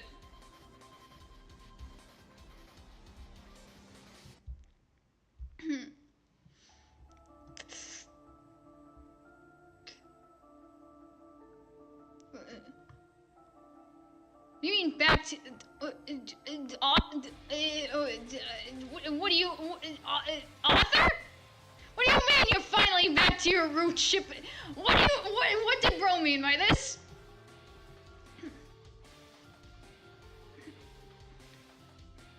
I'm sorry.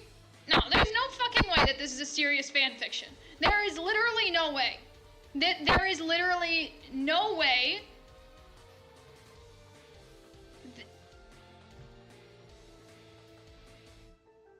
Hang on.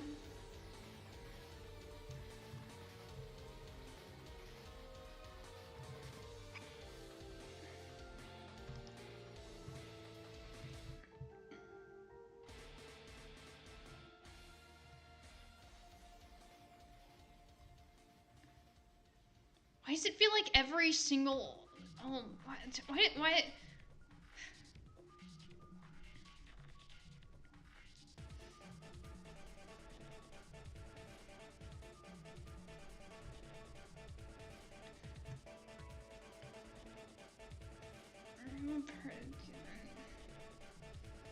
Oh wait, no, this is their friend.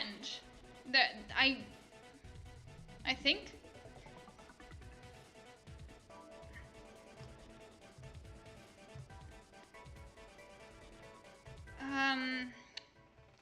It's all like, man, whoever wrote this has written like a ton of shit for their friend, but I'm not gonna dig through this profile anymore. It's really not important. I'm just gonna turn the window capture back on. Biden held his head in his hands, fighting back the tears that were threatening to spill from his eyes. How could they keep doing this to him? How could they repeat the same thing with one person that made his presidency feel complete? It was just earlier that morning when he got news of Trump's assassination attempt. Kamala had burst into his office, her heels clacking against the hardwood as she rushed over to his desk. She had smelt her worried pheromones.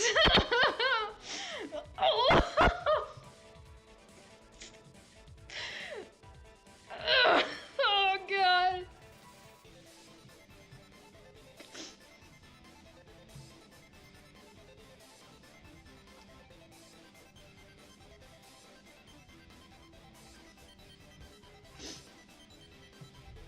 He had smelled her worried pheromones before she had even opened the door, though. Refreshing pine that never failed to boost him up. It was rare he found an alpha's pheromones anything but revolting, and that was when he managed to smell them at all. Biden had been a beta all his life, but he and Kamala had always been so close. He slowly was able to familiarize him with her scent. Joe, she began, worry etched into the lines creasing her forehead. Have you heard? Biden blinked up at her, sifting through piles of paperwork he needed to get through now that his term was almost over. He set them down, tilting his head to the side in confusion. He rarely saw Kamala this stressed, the sight of her worried expression making a sweat spring up on his brow. No, I haven't. I don't know what you're talking about, Biden responded, stammering slightly. Kamala's face fell even lower, her eyes full of what looked almost like pity. She let out a sigh, wringing her hands as if she was anxious to tell him. Joe, it's Donald. Biden's heart had already sunk when he heard that stressed tone speak his partner's name. His hands clenched into shaky fists. He's okay, but there was another assassination attempt. Biden... I love peripheral vision. Okay.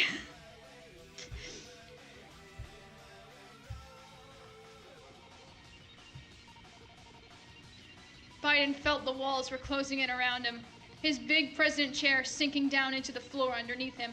They couldn't have. Not again. Not to his Donnie. Anyone but his mate. He knew how fragile Omegas could be. And Don Schwartz... Don fucking what? And Don Schlufa was the prime example of that. He hadn't even noticed that he stood up until Kamala had her hands on his shoulders, gently shaking him to snap him out of his stupor. He just knew that he had to get to Don Don. "Joe," Kamala said, her voice firm and grounding. "Sorry, I need to go see him," Biden mumbled, breaking out from Kamala's grip on his shoulders. He could hear her calling after him, but everything sounded fuzzy. It was like he was surrounded by static, and the only person who could flip the switch to turn it off was Trump. Several Secret Service agents fell in step behind him as he stumbled to his car, trying his best not to fall and make a fool in front of himself. One of them opened the door for him, letting him continue on his unstoppable path to his poor, distressed Omega. It wasn't long before his limo pulled up in front of Donnie Bear's mansion. God. I love it when I'm reading for a stream and I get a bunch of fucking phlegm in my throat. It's so cool when that happens. Biden practically fell out of the car when it was opened for him. He dashed up the front steps, ringing the doorbell vigorously until Melania opened up the doors for him. Her confused expression quickly turned into surprise as she saw Biden standing in front of her, wheezing and shaking. She gently let him inside, not uttering a word. She must have known why he was there. She had to. Melania was another alpha, but one he couldn't pick up any pheromones from. It made sense, of course. He didn't spend nearly as much time around her as he did Kamala. He knew that her and Little D's marriage. Whoops. He knew that her and Little D's marriage was just for the public, but every time he saw them together, putting on a perfect face for the tabloids, or perfect front, God, whatever, it hurt more than he could describe. It would be disastrous if anyone found out that the Omega Republican candidate was secretly in a relationship with his Democratic enemy. And a beta one at that.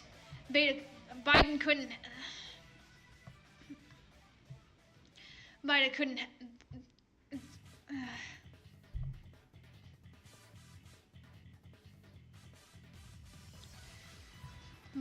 help but wish that he could be a strong alpha like Kamala or Melania was. So just so he and his Donnerberry could reveal their love to the public. It's like every time they give him a new fucking... It's like every single time they introduce a new nickname, they make it more painful to read. It's...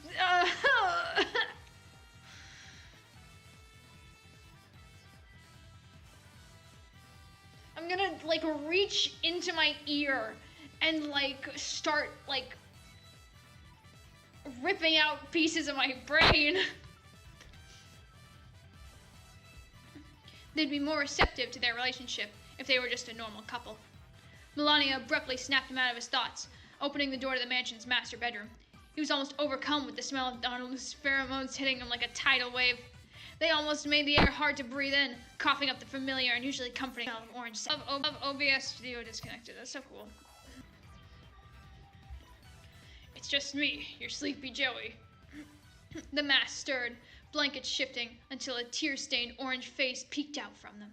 Trump's deep fake stand was streaked and running as he sobbed, snot wetting his upper lip. Biden felt his heart melt as he saw how distraught the other man looked, reaching out again to cup his mate's damp cheek.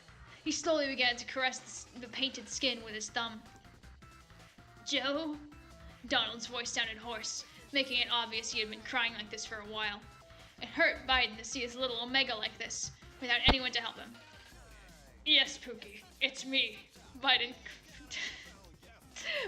confirmed with a gentle smile, sure not to take any sudden...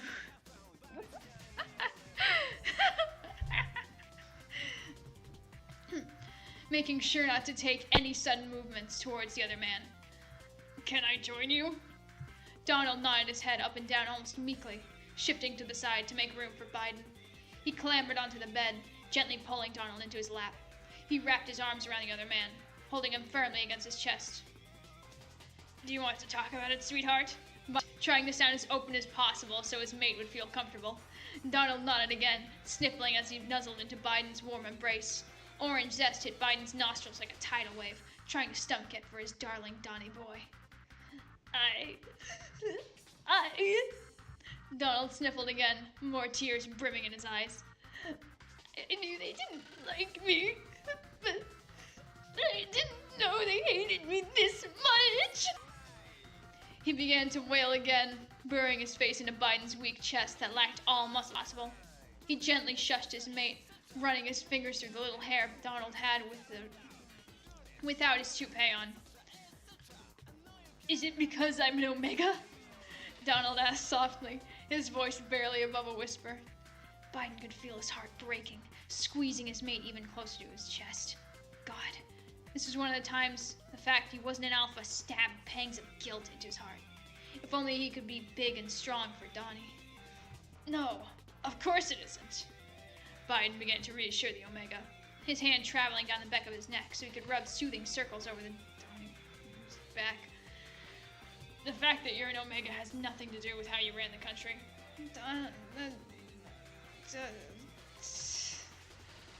I am losing my mind!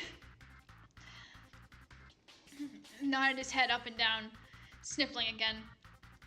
And I promise that no matter how many bullets they fire at you, I'll stay by your side, Biden added, smiling down at his vulnerable little Omega. All right, Donnie responded, his voice soft and submissive. Hearing him, Biden really hoped he'd be able to keep his promise. I don't think this was the worst. This was the worst one. This has been the worst one. This has been...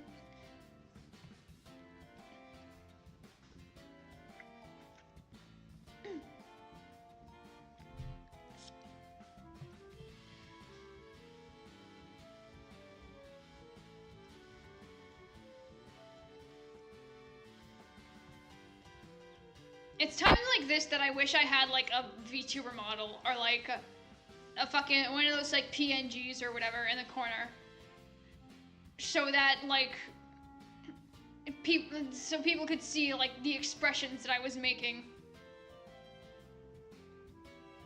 even when I'm like not talking.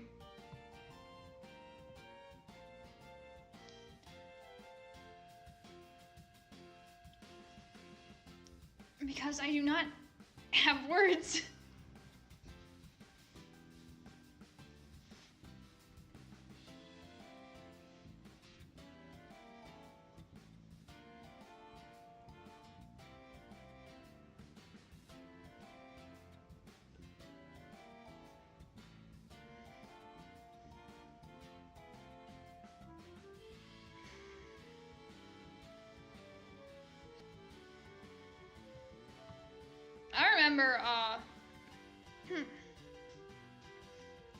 I remember back in 2016 on election day, I was at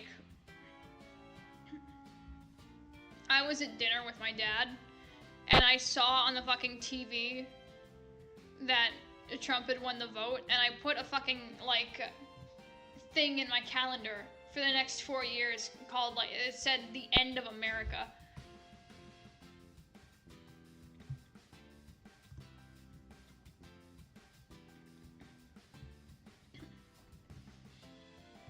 Make this just a little smaller so more of the stuff on screen can be read.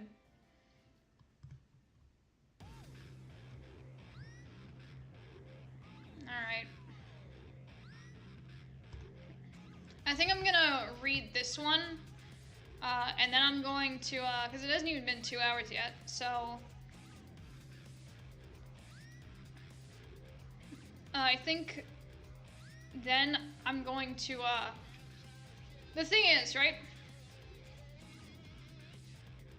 Wattpad almost always has, lower quality fanfiction, I feel like. Or so I've heard, rather.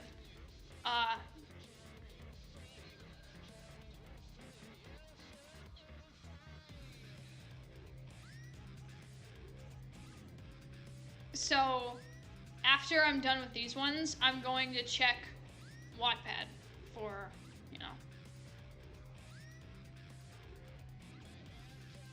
yeah.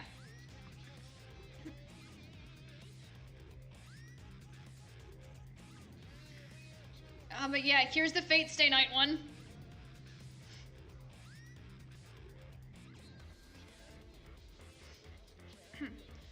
I'm not going to run for president again, Joe Biden declared, his face blank. I beg your pardon? Kamala said, shocked. Joe struggled to get up. He's an old man. Of course his bones would rather fuck up and not work.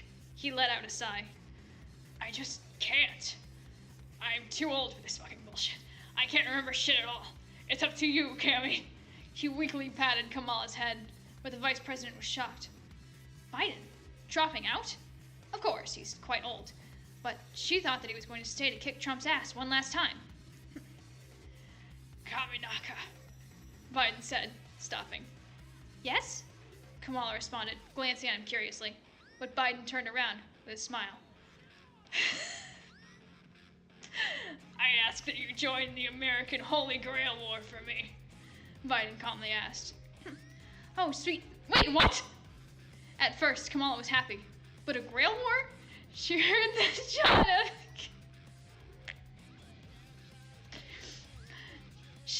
John F. Kennedy got hit by the legendary servant Truck Coon and died. What if she gets pushed down the stairs and dies? Even worse. Of course I can. Fucking hell. A few days later, because fuck me. Saber, Archer, Lancer, Rider, Caster, Assassin, Berserker, Biden and Tim said, circling around Kamala. Okay, please stop. You guys are acting weird over reviving dead people and making them fight for us. Some holy grail. Kamala face-palmed herself as the men explained what a holy grail war was. Kamala knew what it was, but they wouldn't listen. Please get Saber. You'll have better chances at winning the Grail War with this Saber. Tim begged Kamala, but she gave him the side eye. Well, they don't have a catalyst, Kamala thought. I could get an assassin or a lancer. You guys didn't even get the catalyst. What are you genuinely yapping about? Kamala demanded from the two. Of course, Biden forgot what he was about to say. A classic. Tim kept quiet, probably embarrassed. Just do the damn ritual, Cammy! Tim ushered her. She couldn't even protest as he dragged her to some weird cult room or whatever. Inside, Tim looked at her expectantly, almost as if he was saying, Do it! Summon the servant already! Not wanting to upset Tim, Kamala got started on the ritual for summoning a servant. No, they didn't have a catalyst. Biden forgot.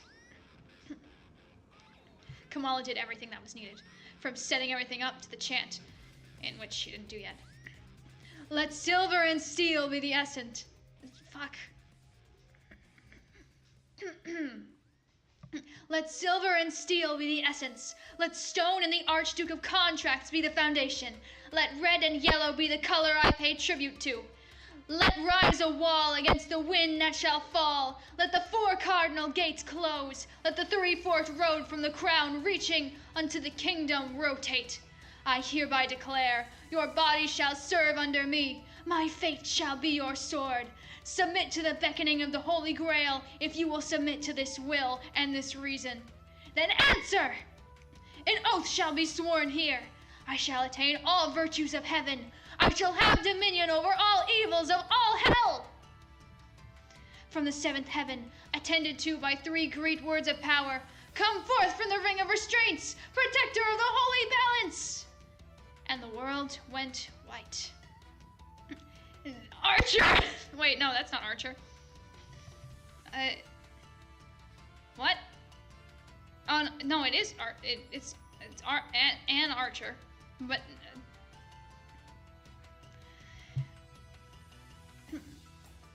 in front of Kamala was a man. He had dark skin and wore a white turban with a white feather on it. His clothes consisted of a collared shirt, a green caftan with a fur trim, a red sash, and some black pants. Judging by his appearance, he probably came from Asia, the Middle East. The man smirked, adjusting his glasses.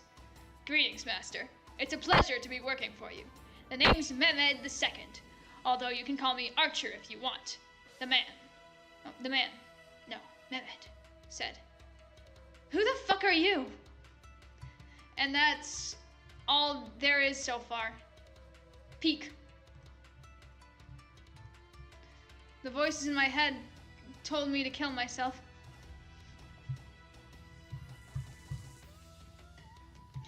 Alright. User Sukiren, I expect great things from you. Alright.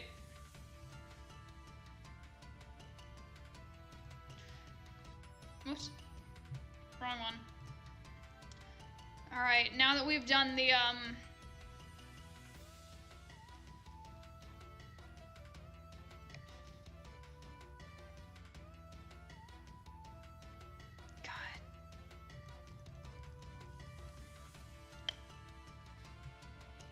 I have just noticed that my stream is apparently running like at like a really low kbps.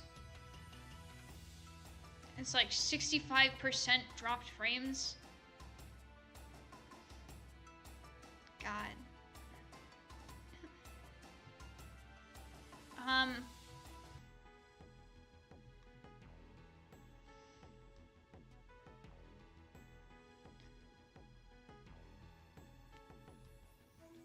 The Amazing World of Gumball?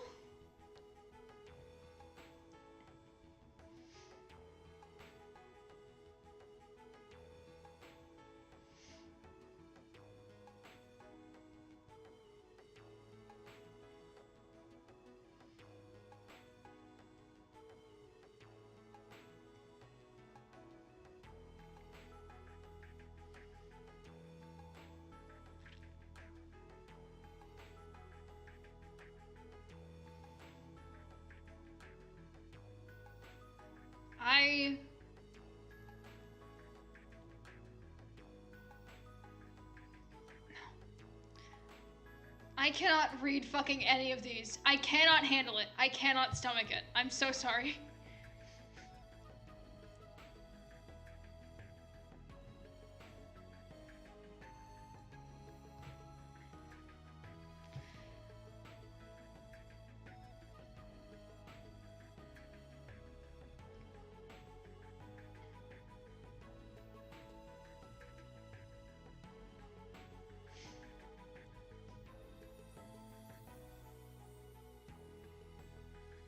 I'm gonna die someday, and when my life flashes before my eyes, this night is going to appear in my memories.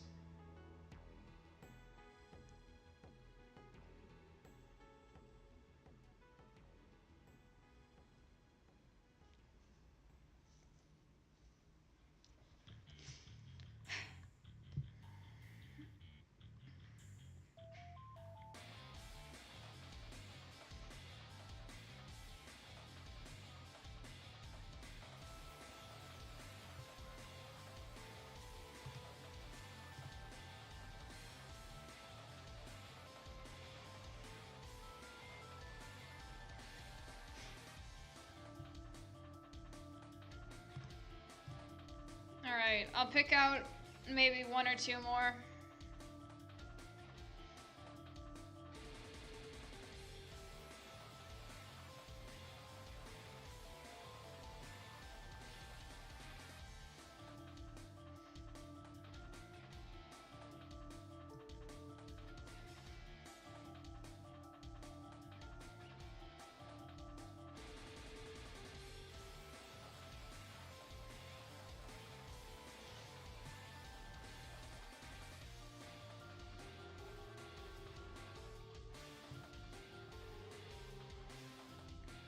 You know, we've just been making fucking Trump x Biden jokes.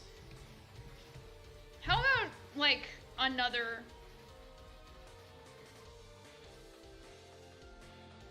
You know, why don't I just look up? I don't.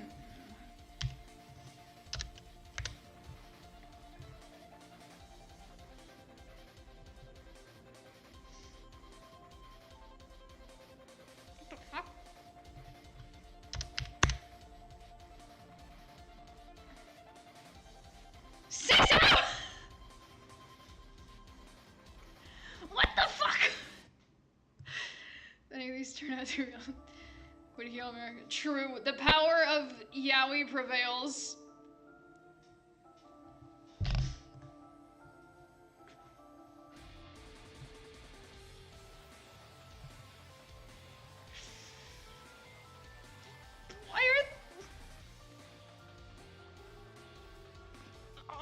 I keep forgetting people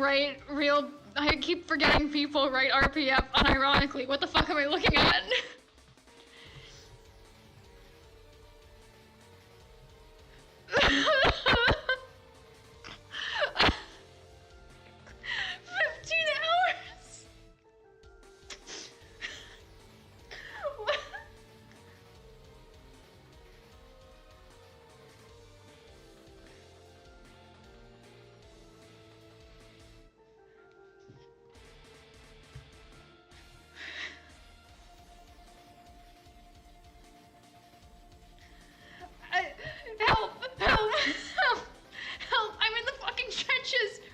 Oh god, I just spit everywhere. I'm in the fucking trenches! I'm in the trenches! I'm in the unironic real person fiction category! Help! Help me! Thank god!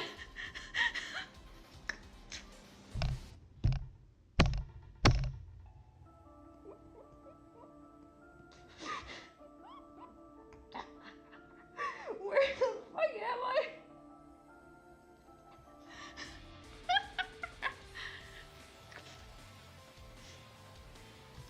This is getting added.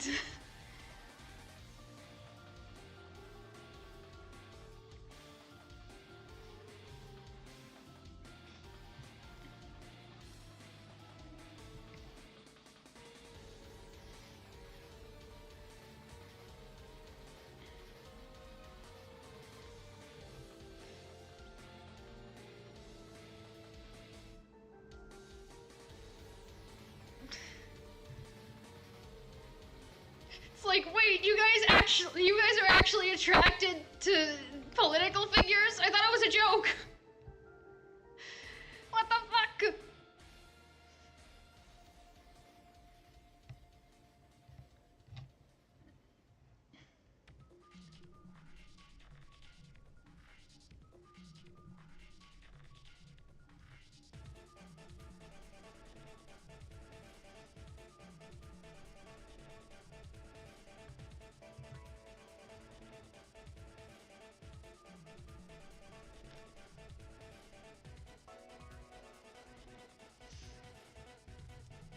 God.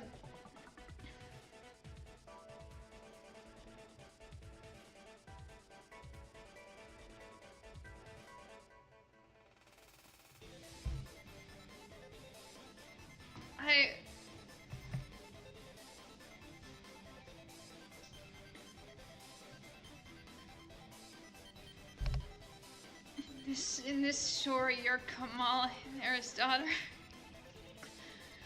I'm not sure if I should even, like, read any of these.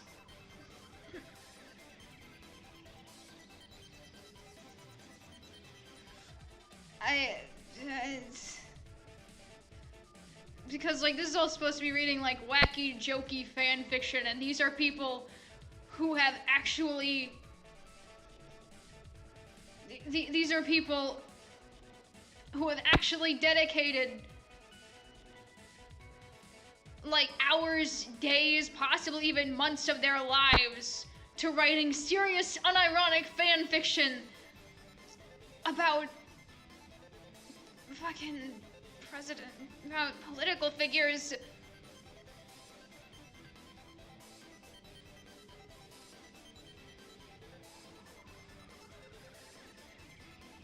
I'm sorry. What is this implying?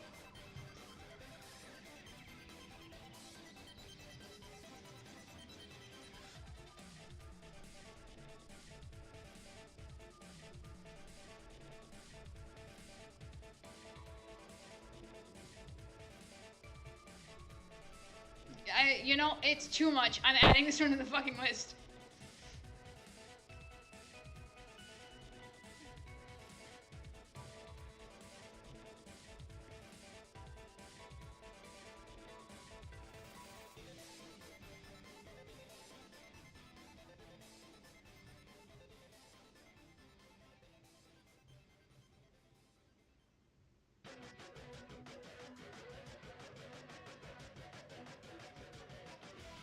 I really don't like the implication here.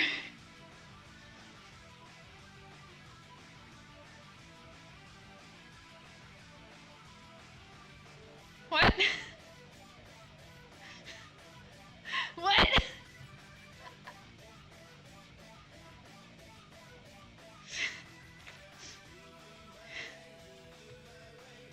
What?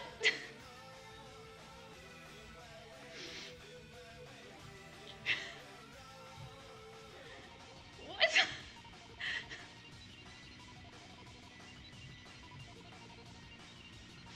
What?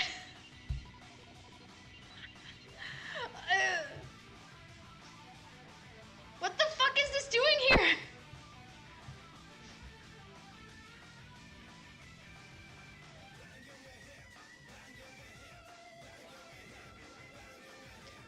What? Why is there like a bot or something advertising like merchandise on Wattpad? I'm going insane. I'm going completely insane.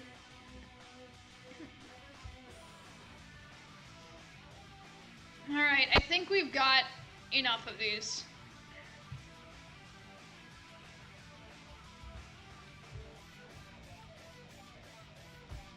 I'm gonna make this the finale.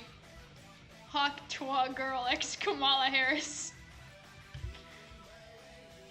Because at least there was one thing in the Kamala Harris search that was not unironic RPF.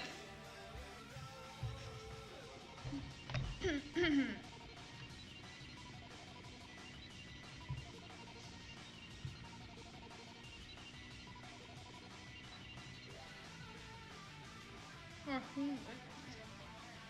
Oh wait, no, this is from 2020.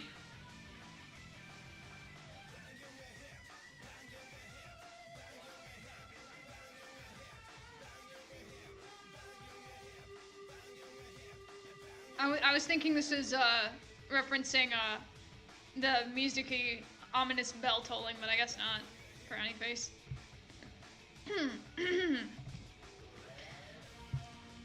They stared passionately at one another. Who knew they would get this far? It was supposed to be just a fling, but it turned into... Why are there 262 comments on this paragraph?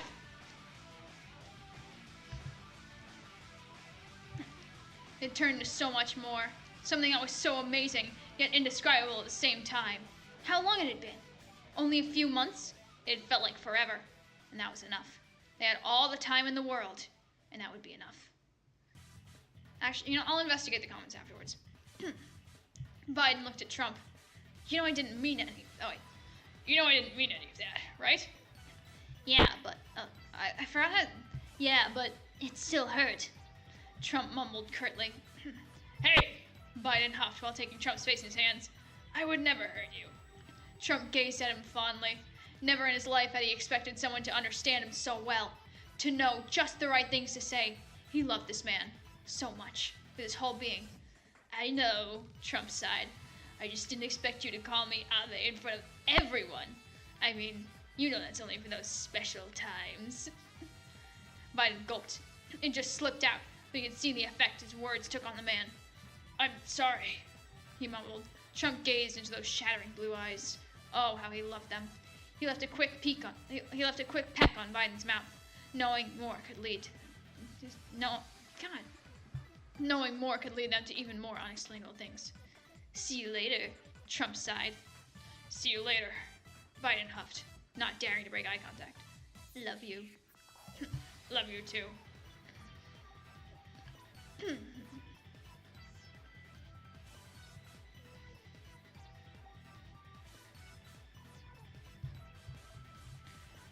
Now, why are there 200 fucking comments? Who's here after the assassination?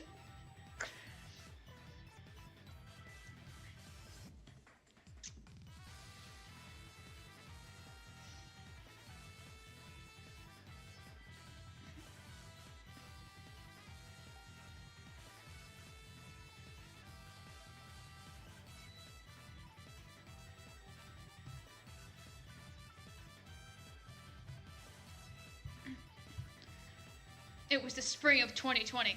Trump had just had a very intense meeting. He needed a break. I deserve a coffee, the man thought to himself. But I really don't want to deal with any more pesky bodyguards, he continued. Well, what do you know? A little ways away, someone had the same idea. That person just so happening to be Joe Biden, of course. Talk about plot convenience. Am I right, ladies and gentlemen? God.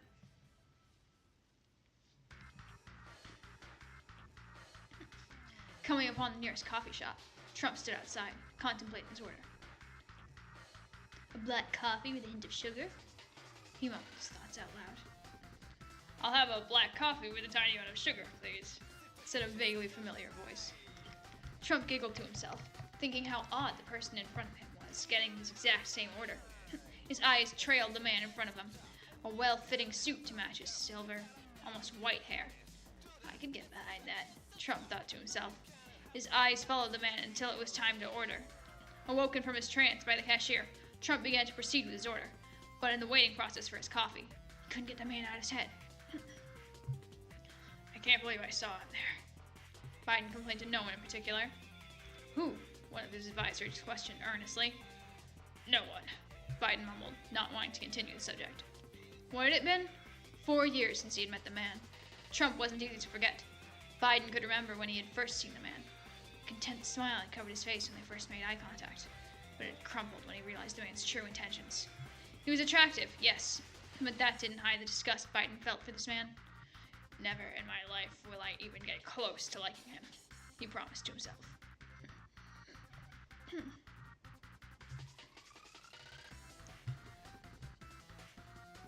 I feel so dazed.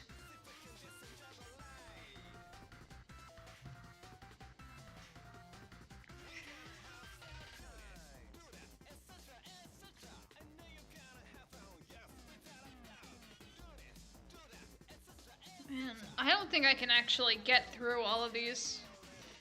So I think I'm gonna cut it down to, like, the ones that seem the most deranged.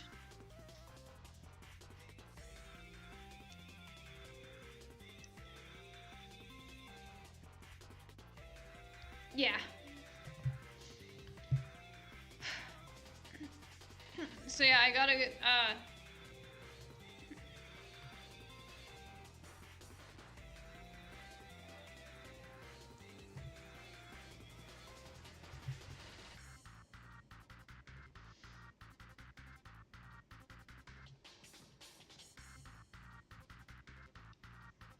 yeah, you know what? I think I'm gonna go with both of the Kamala ones, and then this one, the one with the freaky font.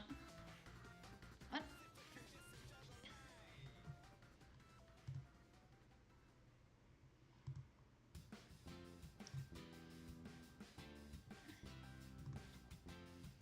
Whatever.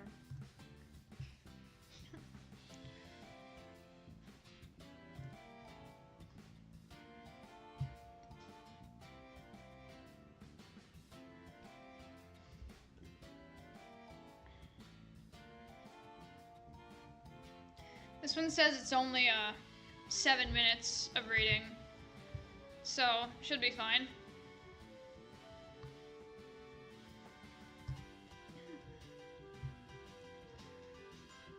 Man, caffeine does not last long enough, but I don't want to, like, become reliant on, like, energy drinks. It's like yep.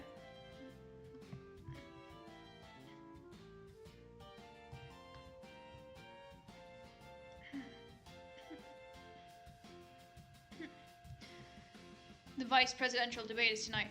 Kamala and her husband, Doug, just arrived. They see Mike Pence and his wife and greet them. I have no idea what these people sound like. Hello, Kamala and Doug, Mike said. He reaches his hand out for a handshake. Hi, Mike. Sorry, but I can't shake your hand. We're still in a global pandemic, Kamala said. Sorry about that. Good luck tonight, said Mike. Good luck, Mike, Kamala said confidently. Joe and Jill walk in, and Kamala loses all of her confidence as soon as she sees Jill walk in. She looks so beautiful in that pink dress.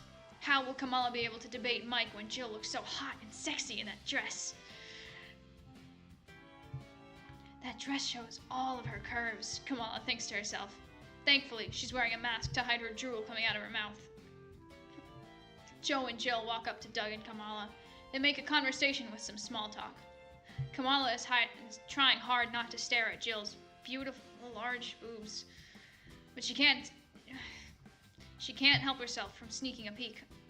Jill notices Kamala staring and whispered softly in her ear, "Let's go somewhere more what?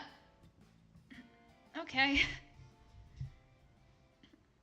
They're not gonna, like, if they have sex, I can't fucking read it.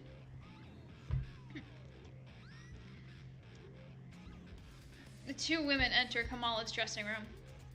"You look so sexy in that dress. I don't think I'll be able to concentrate on the stage," Kamala said. Oh, wait.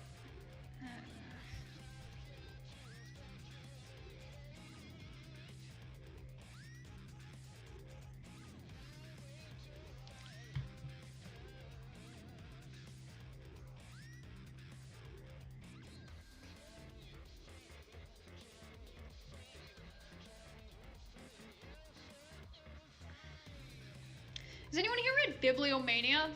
I mentioned it in one of my most recent streams, but I read this manga called Bibliomania, where, like, the synopsis is that it's about this girl who's, like, stuck in a book, pretty much. And in order to get out, she needs to... She like starts out on like her own page, which is in like the 300s, right? And in order to get back home, she needs to travel through like 300 rooms. Each room is a page. And every door she goes through, the closer she gets to the end, the more her body rots.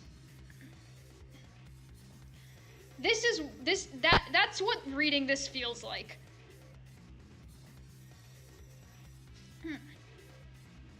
Because how is what I assume to be the serious RPF, maybe not? I don't know. What might or might not be the serious RPF worse than the joke stuff? I don't know. I'm gonna look at the writer of this. I'm gonna look at the writer's like page once the stream is over to see if like this is serious or not.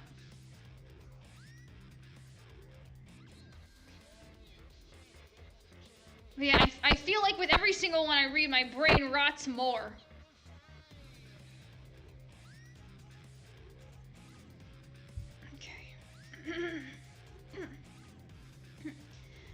You're going to amazing tonight.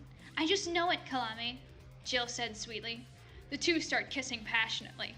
Neither of them kiss their husbands as they kiss each other. All of a sudden, there's a knock on the door. "Kamala," Doug said. "The debate starts in 15 minutes. Jill kisses Kamala one last time. "You'll do amazing. I just know it," Jill whispers gently in Kamala's ear. Having Jill's reassurance, Kamala gets the confidence she lost earlier and walks onto the stage.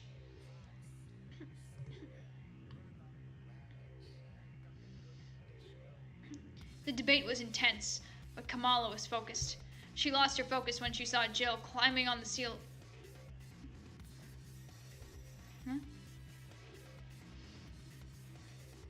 Okay, never mind. I think this is a joke. Thank God.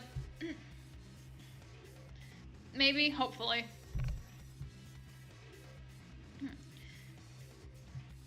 She lost her focus when she saw Jill climbing on the ceiling. Jill was hanging on the ceiling with her feet and dropped something on Mike's head. It was a fly. The fly stayed in his head for at least 10 minutes. Backstage, Jill, Joe, and Doug congratulated Kamala on her debate win. Joe had an emergency company call, and Doug's daughter called and said there was a problem at home. Both Joe and Doug rushed away, leaving Kamala and Jill alone. You're so close to becoming... Oh. You're so close to becoming president. I think the plan is going to work, said Jill. Yeah, I sure hope it does.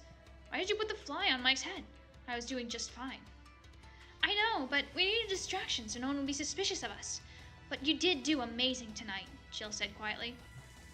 Let's get out of here, Kamala whispered in Jill's ear. The two drive separately to a hotel so no one would notice. Okay. I skim over the rest of the paragraph and it's like, okay, alright, okie dokie.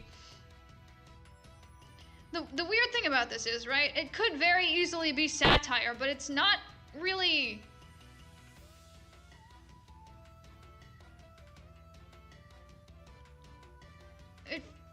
It's not really funny.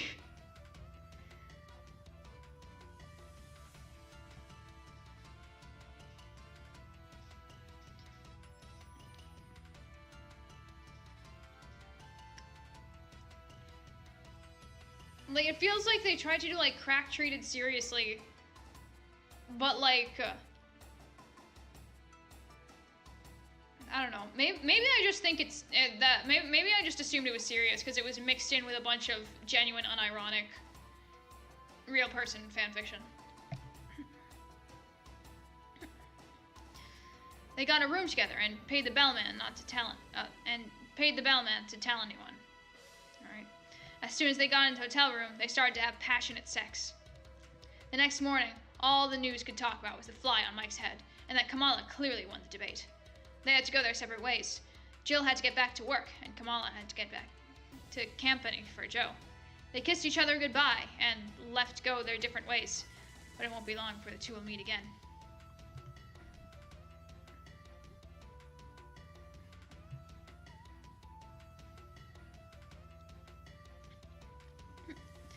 It had been about 2 weeks since the last time Kamala and Jill had seen each other. They missed each other deeply and couldn't wait to see each other. Luckily, they meet again at the presidential debate. Joe and Jill were backstage as Kamala walked in without Doug. Well, hello, Kamala. How are you? Joe said excitedly. Hi, Joe. I'm doing great. Are you ready for the debate? Said Kamala. Well, you just never know with that darn Donald, Joe said with a laugh. You're right about that, Joe, Kamala said, laughing. It was time for the debate, and Jill was talking to Joe.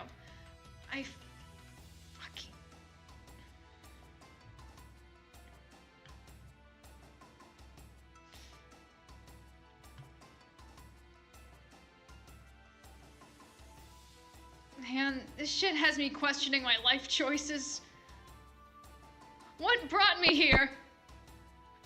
Where am I?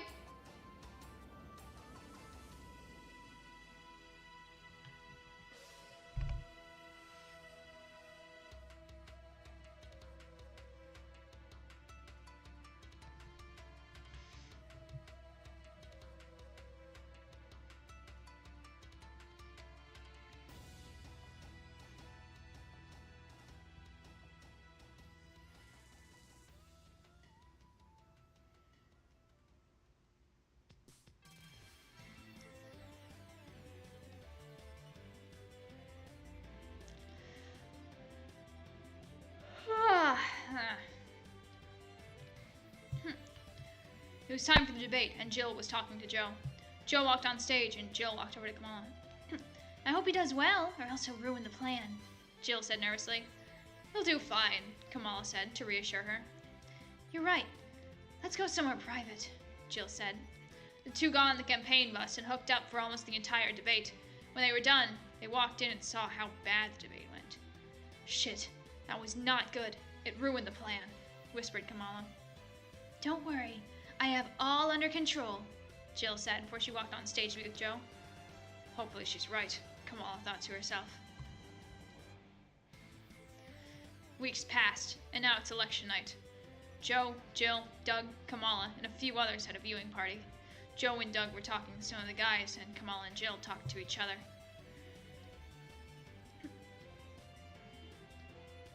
If there's anything wrong with the stream... Oh, wait, the KPS stuff is way better. But yeah, if there's anything wrong with like how the stream is running, do not hesitate to tell me.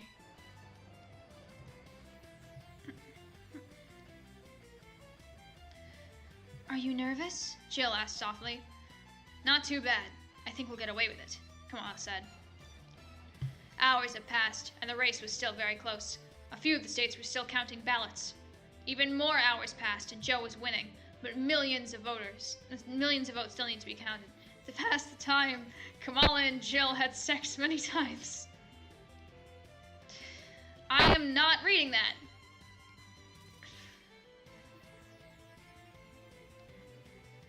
Sick. I'm going. This has to be a joke.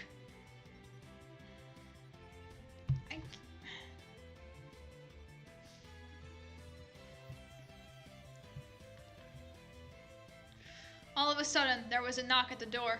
It was Michelle Obama. Michelle, it's not what it looks like, Jill said, caught in the middle of the act. Don't tell Barack, Michelle said as she joined in. I'll call Nancy Pelosi.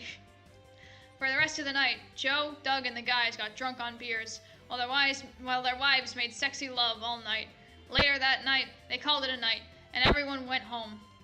The next day, it was announced that Joe and Kamala won. Kamala called Joe and said, "We did it, Joe! We did it! You're gonna be president!" After the call, Jill called Kamala and said, "You did it, Kamala! Soon you'll be the president after we take care of Joe." Only a few more weeks, and then you'll be my first lady, Kamala said. Don't we have to be married for me to be your first lady? Jill said, confused. Yes, you do, Kamala said. So I have just one question. Dr. Jill Tracy Biden, will you marry me? I'm going completely insane.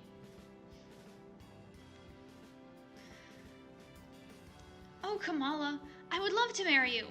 But, said Jill. What's the but? Kamala said sadly. The election isn't over, and we haven't killed Joe yet.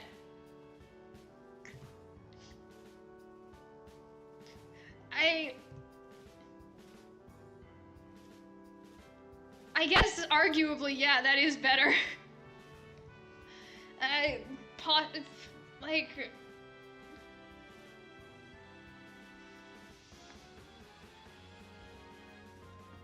Maybe that's better?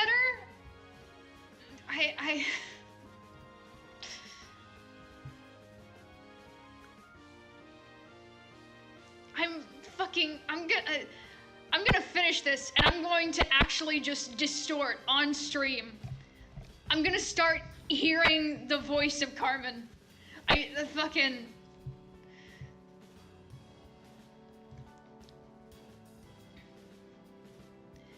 You're right. We need to wait. The night finally came. Election night. Joe, Jill, Kamala, Doug, and many others were watching and waiting for the results. Trump was winning some states, and Joe was winning others. After several hours of ignoring each other, Jill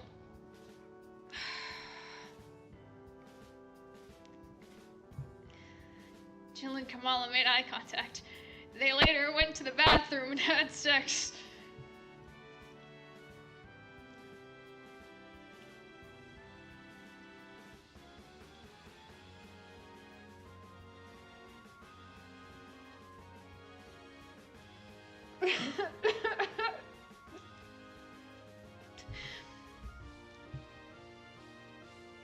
After the sex, they walked out and they saw that Joe was winning.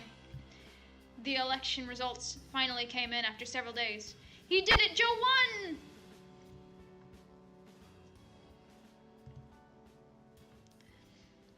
The day finally came, Inauguration Day, also the day Joe would die. Kamala and Jill didn't want to kill him, but they had no choice. Joe was sworn in, and he and Jill went around D.C. Joe had a glass of water, and Jill put poison in it. Finally, Jill and Joe went to the White House. They both fell asleep. The morning came, and Joe was dead. Kamala climbed through the window. She and Jill had sex for 5 hours while Joe's dead body was just laying there.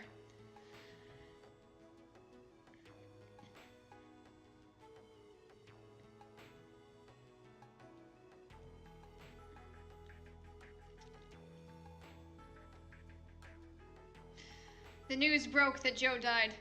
Later that day, Kamala was sworn in. The autopsy said he died of a heart attack. We can do it now, said Jill. Do what? Asked Kamala. Get married! And so they did. Kamala was president, and eventually she became president for life, with Jill by her side, with her love worth killing for.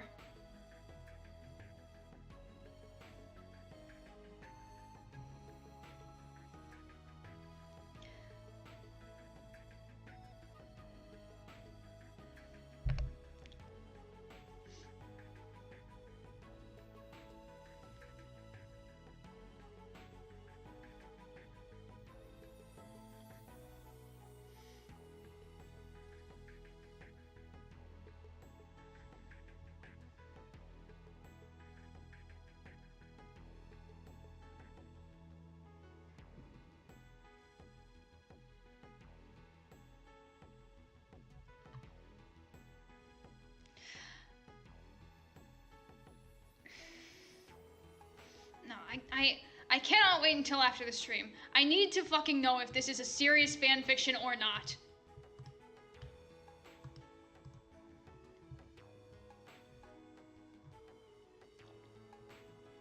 This person has 2 works.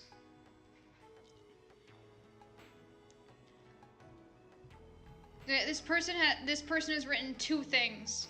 They joined in 2018.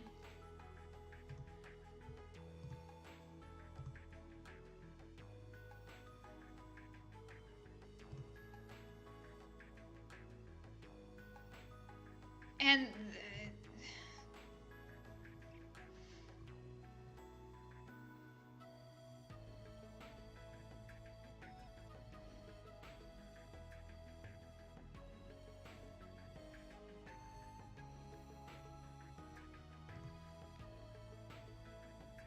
the only other work on their page is the one they referenced writing at the end of the previous one. And it's like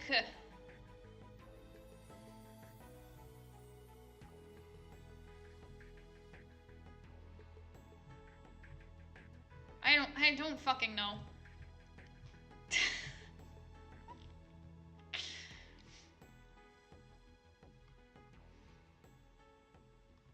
Hang on, how long? A 5-minute read, so it should be fine.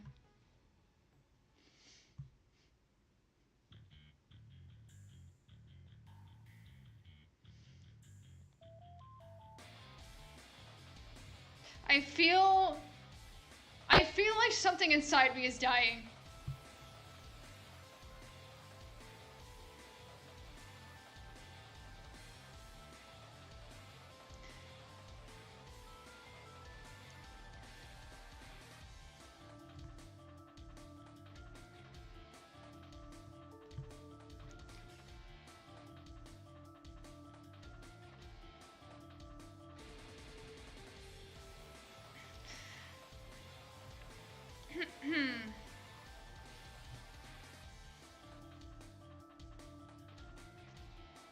I'm fucking skimming over the I'm skimming over the paragraph.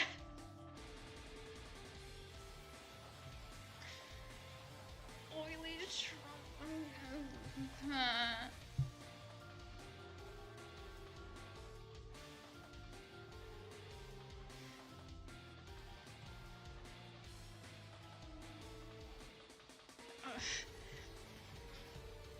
Biden walked through the halls of his high school.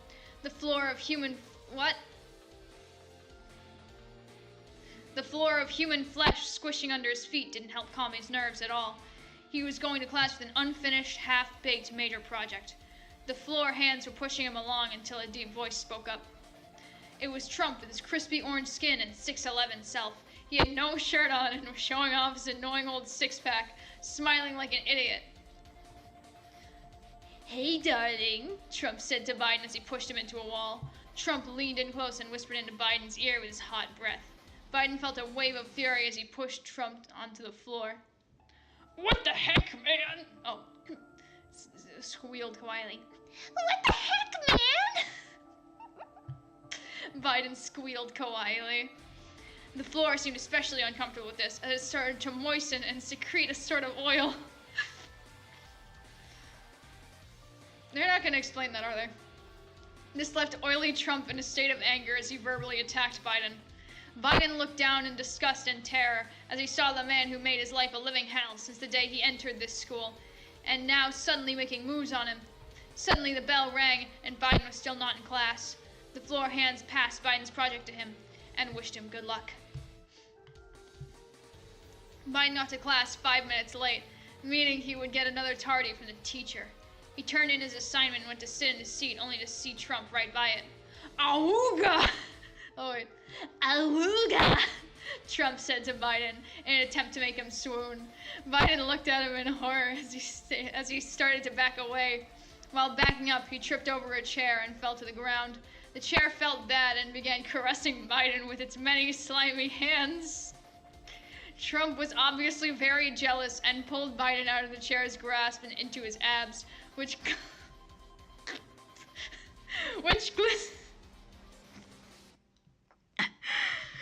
glistened like my friend's dad's bald head.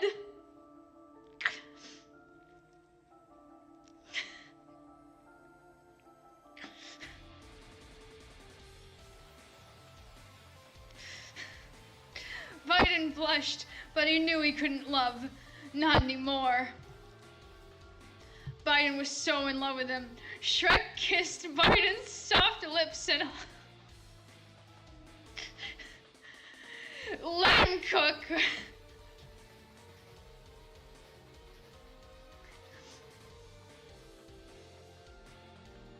I think one of the best things about this is how they're just introducing new elements every single fucking sentence with no introduction, no explanation. It's just, fucking Shrek's in this. I don't know.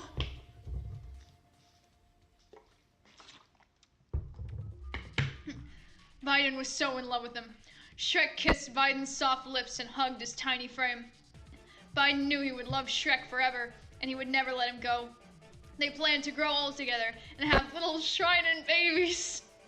By Biden's side was Obama, his bestie and everyone's favorite little furry.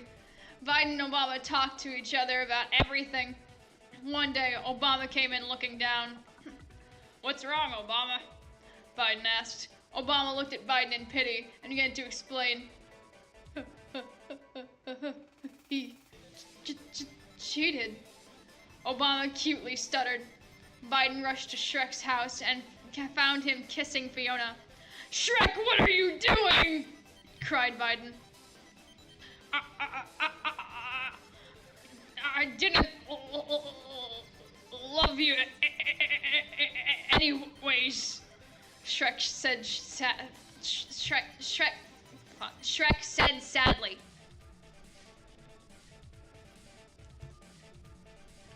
Trump looked down to see Biden quietly crying. "What's wrong, kitten?"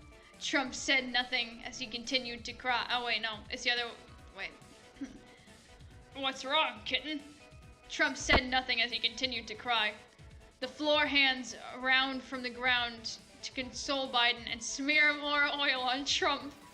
The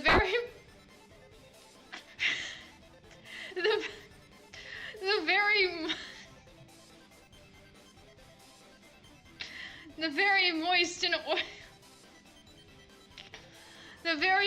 and oily Trump lifted Biden's chin up to kiss him softly. They felt like they were the only people in the world at that time, but they weren't. The teacher ended up giving them detention for public displays of affection and being too moist. Biden and Trump walked to the detention room. Biden was nervous, but Trump, being a bad boy, was not afraid. The floor hands caressed Biden's legs in sympathy, knowing that it wasn't Biden's fault. The cold moistness of the hands had calmed Biden down. When they got to the detention room, they saw two bodies. It was Obama and Shrek making out. Biden looked at them in shock and ran out of the room. Both Shrek and Obama noticed this, and they started to run after Biden. Trump, returning from a shock, tried to stop them, but Shrek's six-pack is bigger. Biden kept running until he got to the rooftop. His voice began to grow as he sang Fight Song in the most beautiful voice ever. It's the entire...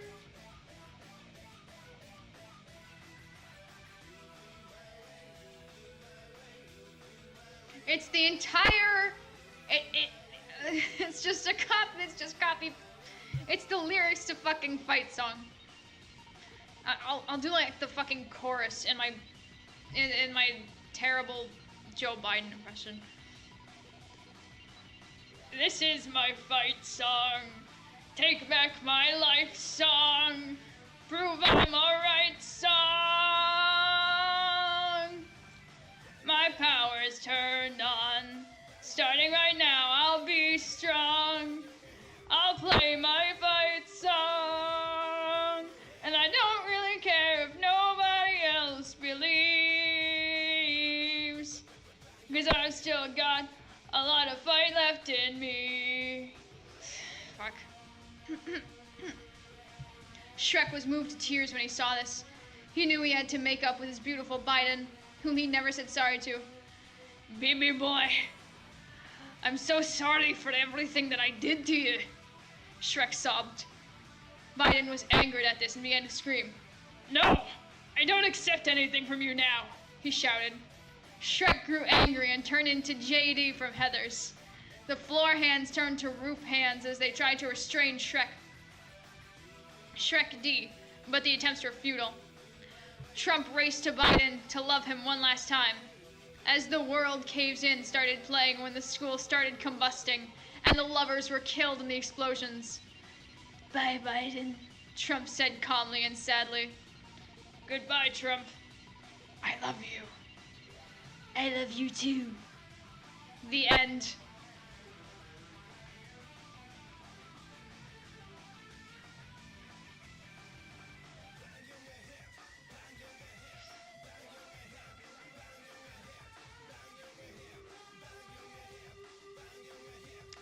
I'm going to love and cherish my life.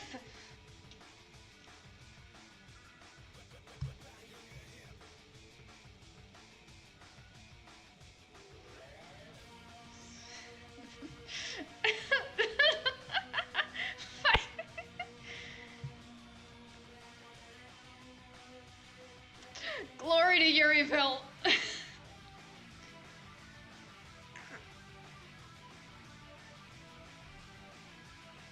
Peak fiction. Fucking, Umineko who?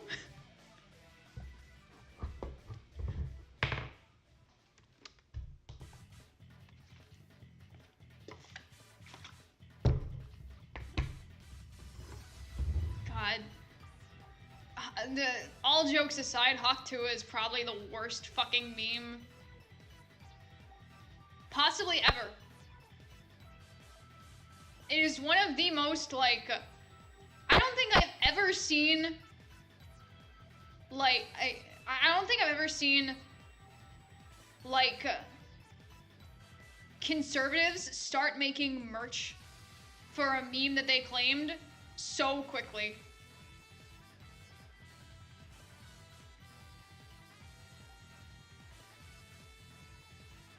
Like,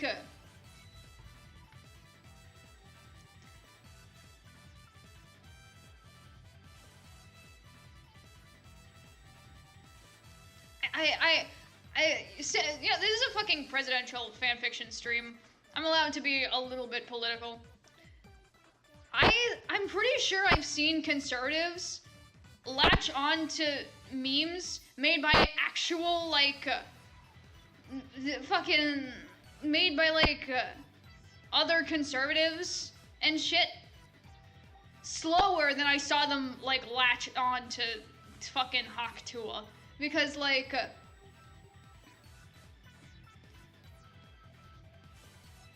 the first time I saw somebody mention it, I had never even heard of it before. But the moment that I started seeing it around, I immediately started seeing, like, conservatives joking about it and making merch of it. And it's like,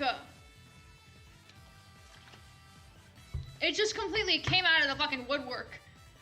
And it might just be, you know, conservatives being incapable of being funny. But here we go. Alright.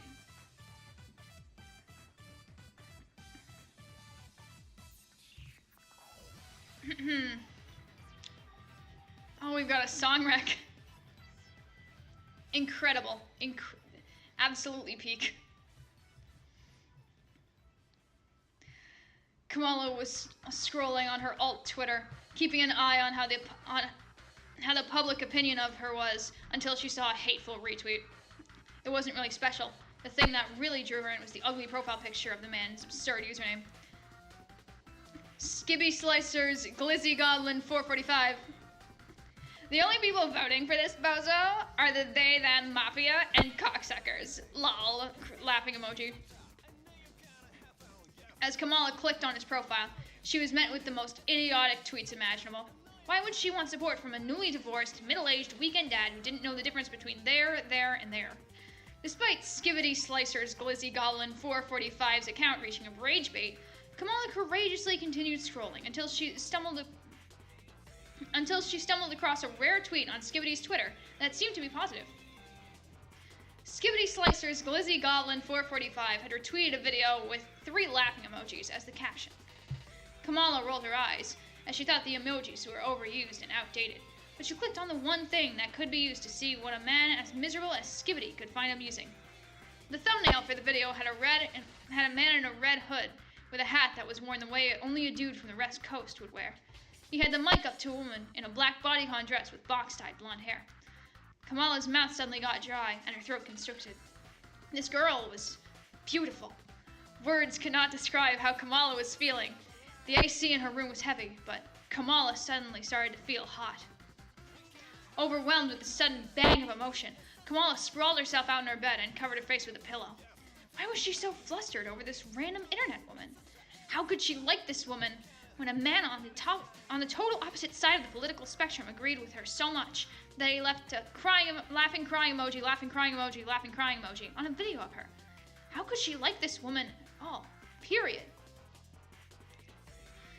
Wanting to push those thoughts away and out of her head, she pressed play and let the video play. Ah, you gotta give him that hop, twa, spit on that thing. That southern drawl did things to Kamala. I don't want to do an impression for the fucking, whatever. Did things to Kamala that she didn't want to say aloud. She let the video play over and over and over again, just to hear the lovely voice of her. She was smitten. At dinner, all she could think about was that voice. The way she said "dang" was just so... Kamala had to find out who she was. I can only imagine. I don't know how we let this happen. I don't know how we let Hoptua become a meme. I don't know. I don't understand anything.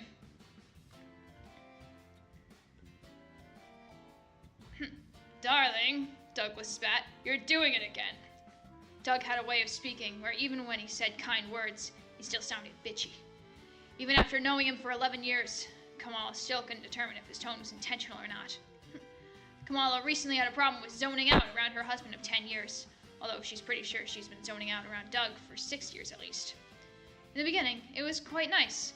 Flowers every day, dances in the rain, bedsheets covered in roses, a whole deal, but now her partnership with Doug just felt like that. A partnership, like one she has with a business partner, not a romantic one. She was 92% sure they were just together for the sake of escaping the harsh words of the public eye. When Kamala first met Doug, she thought he was asexual, although now that she really thought about it, he probably still was. Sorry, Doug. Long day at work, Kamala sighed as she took a bite of her steak. It was good. Exquisite even. But once all of your food is made by gourmet chefs, nothing really stands out. Doug let out a huff and got up from where he was seated and exited the room without even acknowledging Kamala. She wasn't really bothered, as Doug's attitude had been off the charts. She didn't want to ask what the problem was, so she just sat and ate quietly in the empty corridor. Kamala's bedroom. Kamala and Doug have slept in separate rooms for at least 3 years, or so Kamala thinks. Doug blames it on the long nights Kamala spends planning out her campaigns and sending money to IDF, but they both knew it was because of the lack of fondness they shared. For the last 2 hours, Kamala had fallen down the Hawk-Tuah rabbit hole. She found out several major things about her new obsession. Hawk-Tuah girl's real name was Haley Welch, like the juice. She was 22 and from Nashville, and she made her own company, 16 Minutes, to capitalize on her fame. And good God, did Kamala love capitalism.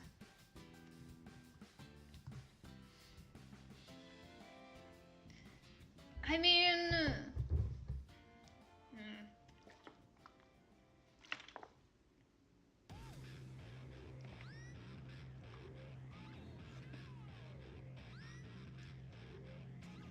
I'm pretty sure it started like a few months ago, like 2.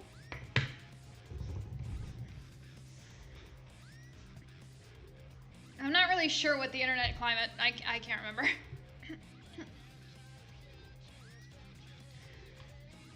But yeah, I can see that. A quick search online showed mixed opinions. The middle-aged demographic saw her as the chosen one, as a sea of unfunny, dyed hair, pronoun liberal women, while Gen Z saw her as an industry plant and a grifter. But Kamala saw her as perfect. I don't care if she's a grifter, Kamala thought to herself. She can be my grifter. After some debating, Kamala decided that she had to see her muse in person. She couldn't be too excited, she thought, as the paparazzi would surely be there, and God knows Trump supporters would have a field day with it. Yo, we're on the last one. Welcome back.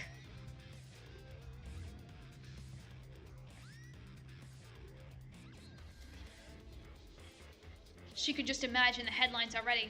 Harris and Hawk-Tuah, scissor sisters or common companions? Or Harris the unfaithful, leaving her husband for some of that glorious, great, and golden Hawk-Tuah. She shuddered at the thought. Yes, she decided. She had to keep this on the down low. After searching local venues where Haley would perform, she found the perfect one. Haley would be at the 49ers home game. It wouldn't be suspicious, as the 49ers were her favorite team, and she wouldn't go out of her way to see them. Yes, yes, yes, Kamala thought to herself as she purchased her ticket. Her dreams were finally coming true.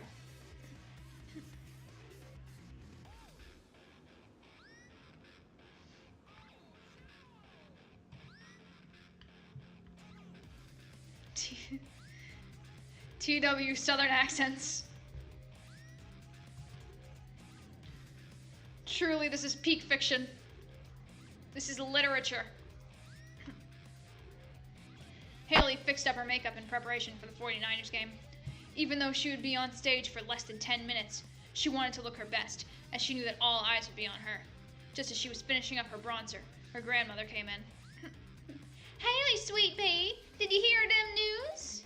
Haley's grandmother, Meemaw, croaked. Croaked sounded like the perfect way to describe her voice. After almost 40 years of her chain-smoking cigarettes and downing shots like they were water, her voice could only be described as croaky. Oh no. I'll just go with a standard Southern accent here, because this might come as a shock, but I don't actively pursue I don't actively follow the life of this Haley person. What news? What's happening? Haley thought to herself. Am I finally getting canceled because of those tweets I made in reference to blacks? Haley's dressing room suddenly felt extremely small, and her heart rate picked up rapidly. She could hear the blood pumping through her ears, feel the mascara running down her face. She has screwed up on her own chance of making it big, all because of... Okay.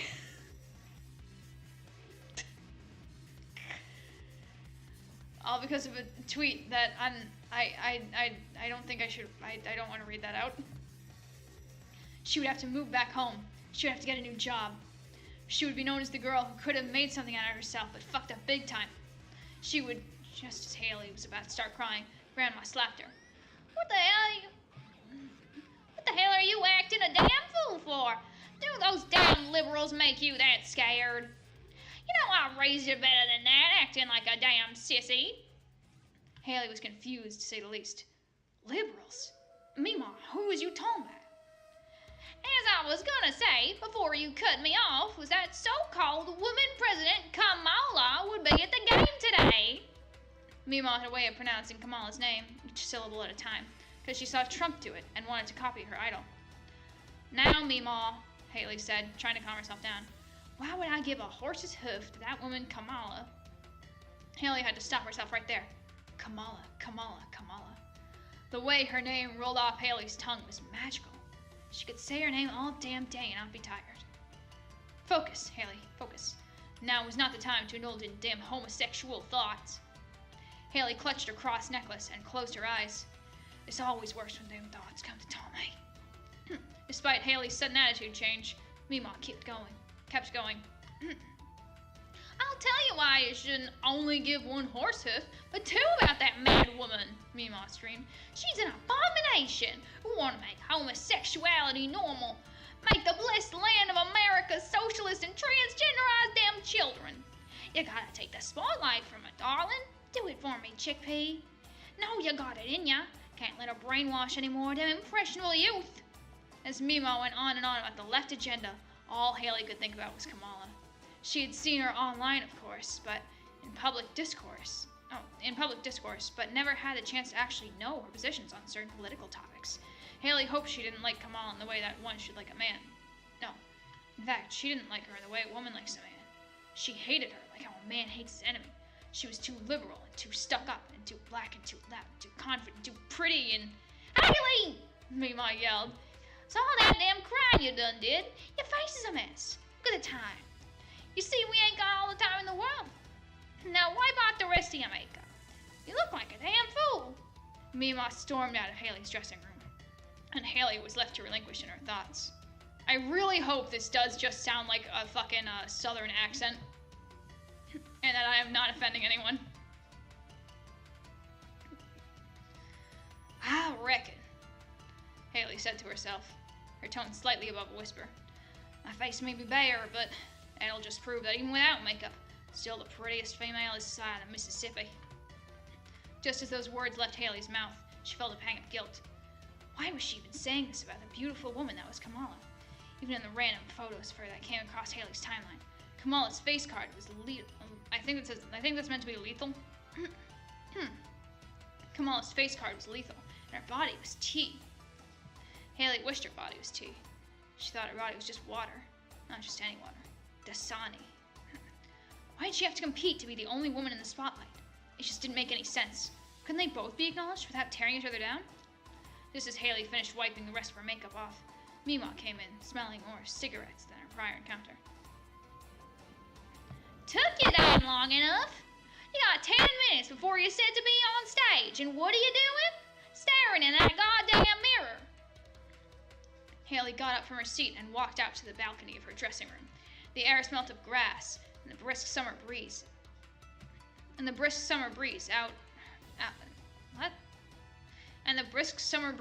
her at ease.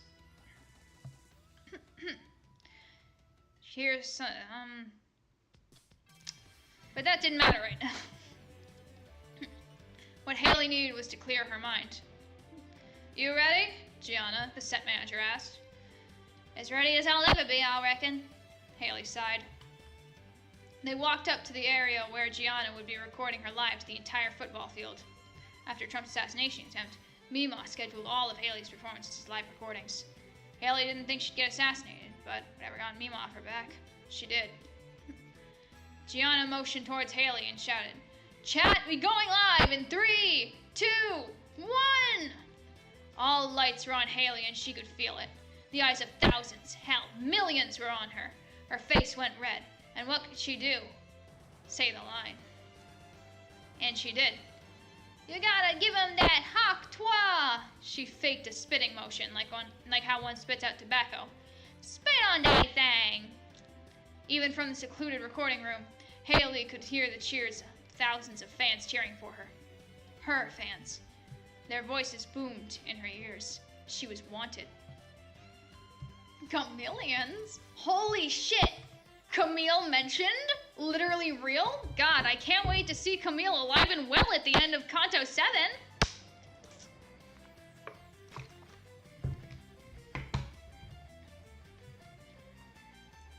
She was wanted, not only by Mima, but by them.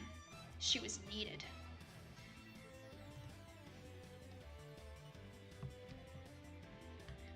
TW Southern accents again. How many chapters are in this again? Okay, I think there's just the one. Yeah, there's just one more chapter after this.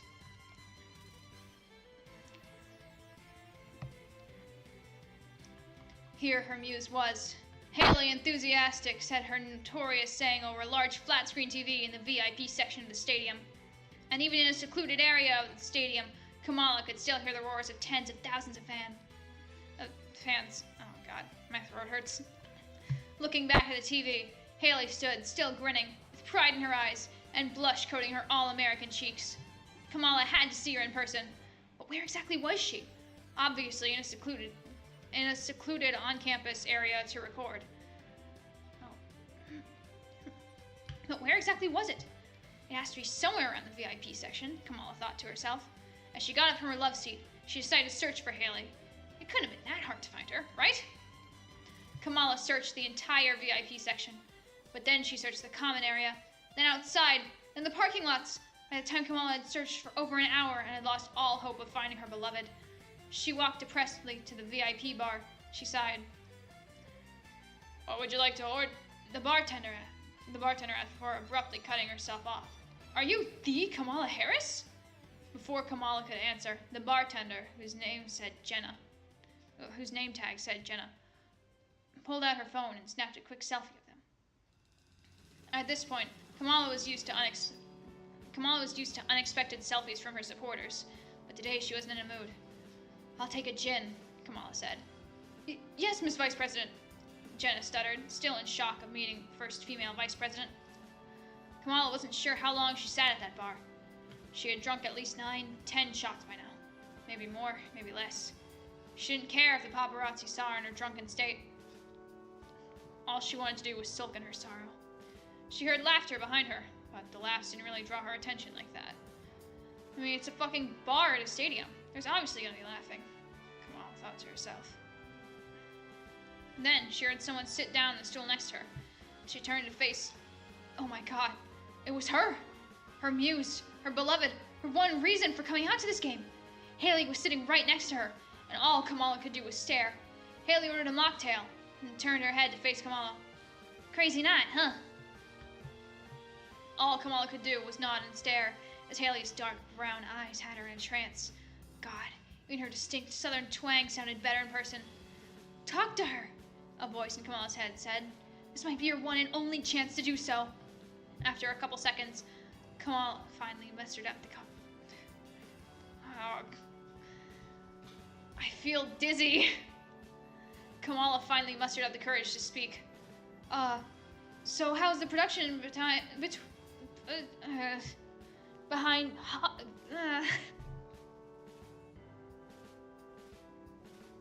My fucking head!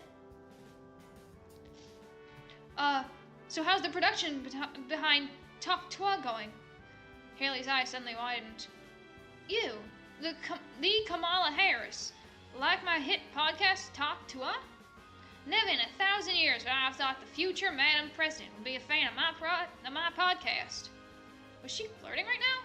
Sure, Haley's cheeks were a shade of pink that they hadn't been prior to Kamala's mention of Talk Toi, but maybe she was just flattered. Although Kamala was never the best at picking up flirting cues from women. Wait, did Haley think that Kamala would win the election? How could that be when a majority of her fans were Trump meat riders? Kamala's mind thought back to Skibidi Slicer's Glizzy Goblin 445's comment. How could Haley really believe that she would win when most of her fan base thought the contrary?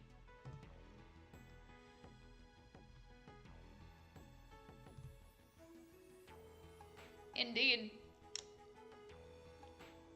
Admittedly, it's, What the fuck?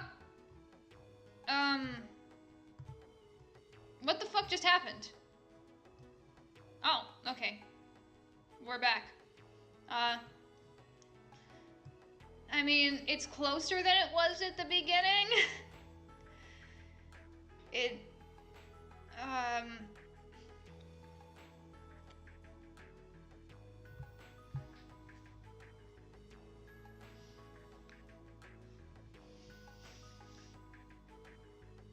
What the fuck?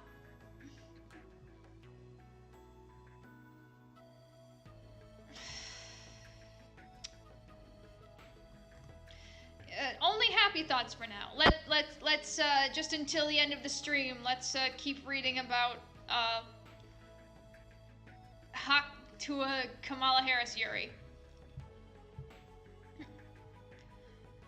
How could Haley really believe that she would win when most of her fan base thought the contrary?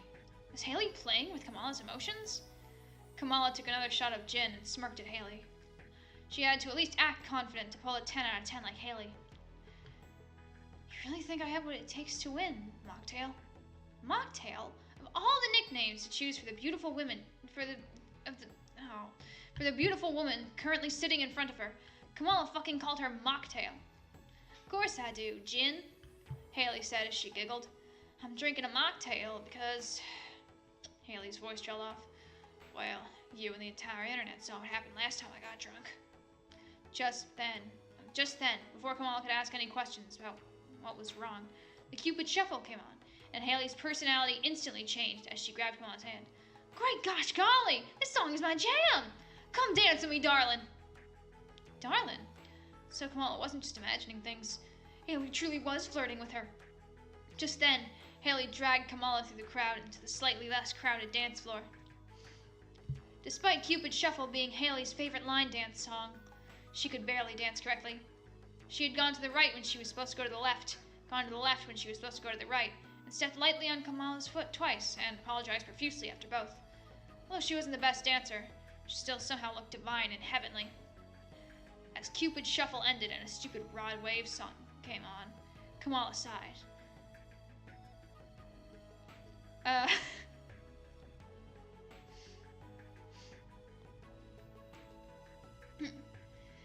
His songs fucking suck. And he's just, okay. I'm not even gonna bother. Wanna go outside and get a breather? Yeah, of course. Haley once, oh wait, that was probably the other way. Oh well. Haley once again led Kamala through the ever-moving crowd towards near the back of the bar. Are we supposed to be here, Haley? Kamala started before Haley abruptly shushed her. Listen here, me and yous. We's both prominent public figures, mainly you, but still nonetheless, I think it'd be best we went in a place where the paparazzi won't find us, you know? Kamala just nodded and followed Haley until they finally were at their secret destination. A secluded balcony facing away from both the stadium and the parking lot. It was getting dark now. The sun crept its way through the trees, putting a spotlight on the two women, like as if they were going to do some sort of performance. Maybe the sun thought they were both... No, yeah, that's what it says. Maybe the sun thought they were both ballerinas about to perform Black Swan. Or maybe it thought that they were star-crossed lovers whose love prevails after all of their hardships. All that Kamala knew was that this was the dawn of a new era for her.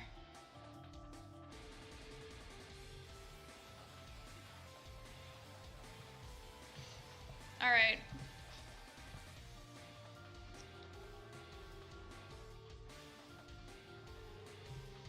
I am going to put on, since this is the final chapter,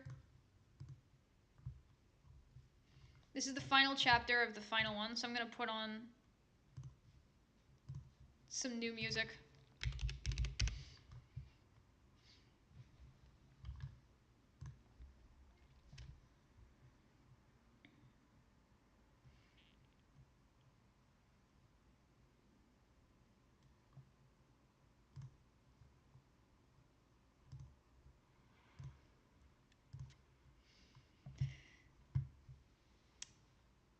You know, I was gonna play something else, but yeah, I think I will do that, actually.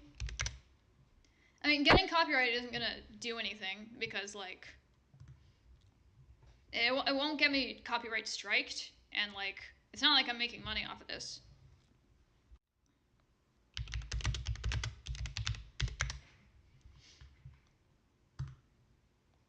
Actually, I'm gonna put on an instrumental.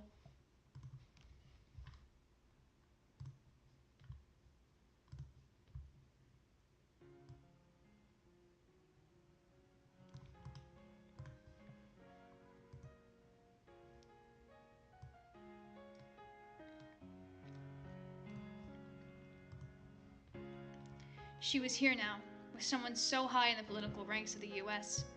Haley's small-town brain could barely comprehend it. Some rando girl who somehow got famous, next to the Kamala Harris. Even after a couple too many drinks, Haley still couldn't comprehend how crazy this was. The one thing... Oh wait, no, that was written right, I need to go back. Haley still could comprehend how crazy this was. The one thing that she couldn't comprehend, however, was how hard she was flirting with Kamala.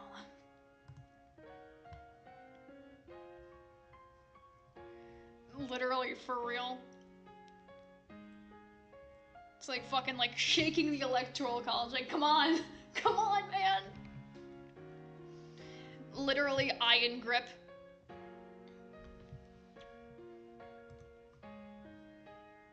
Oh wait, whoops. The window capture's still off.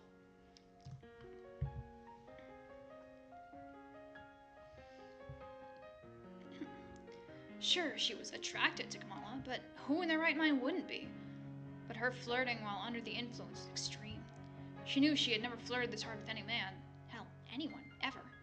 But she still couldn't stop herself. Haley leaned closer to Kamala. So, Harris, what brought you to this game? Kamala giggled and took another sip of gin. No need for formalities, Haley. And if I'm being honest, you. Despite the cool breeze, Haley could feel her face warm. You came here for me? Kamala turned away, obviously this mixed with the fucking fly my wings.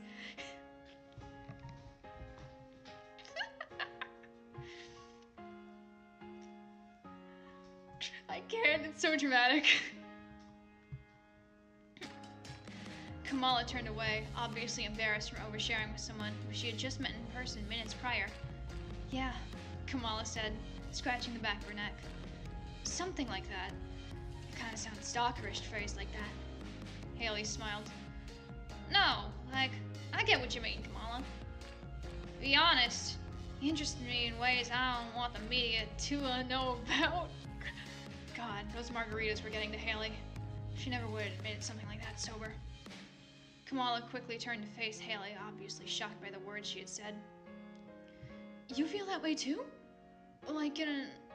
Kamala paused and looked around, despite no one being within even remote earshot. A homosexual way? Yeah, Haley said.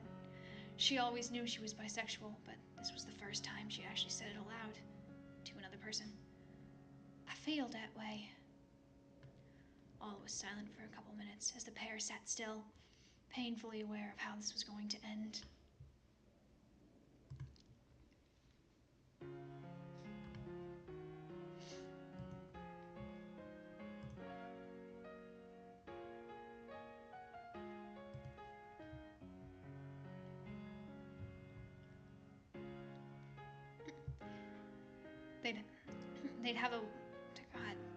They'd have it most a week together every year.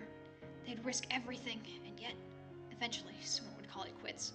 But even after the breakup, they'd still yearn for each other, like a scratch on your back that only one person could itch. By the time that you needed them to help relieve your annoyance, they were nowhere to be seen. And yet, they persisted. Kamala leaned in first, and soon Haley followed, their lips connecting in a way neither of them had felt before. The girls didn't care about their respective careers. They didn't care about how their spouses or family would react. They didn't care about the media. All they cared about was the taste of the other's lips. As Haley slowly broke the embrace, Kamala grabbed her by her face. Are you sure you want this, Haley? I mean, for fuck's sake, if we go any further than this and the media finds out.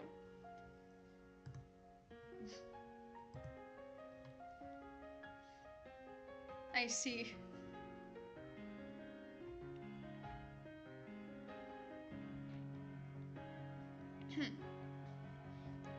Haley abruptly cut Kamala off, not even needing to hear her words before reaching her conclusion. I know what I want, Kamala, and it's yous. Kamala still had a slight look of fear in her eyes. It was much less than before. She looked like she was debating a big decision. After a few seconds, Kamala spoke up. Fuck it, she said. Do you wanna... fuck, a mess. Do you wanna go back with me? Like, shit, I got a penthouse. Like, only if you want. Was the Kamala Harris scared of rejection from some rando redneck girl from North Carolina? Haley grabbed Kamala's hands and smiled.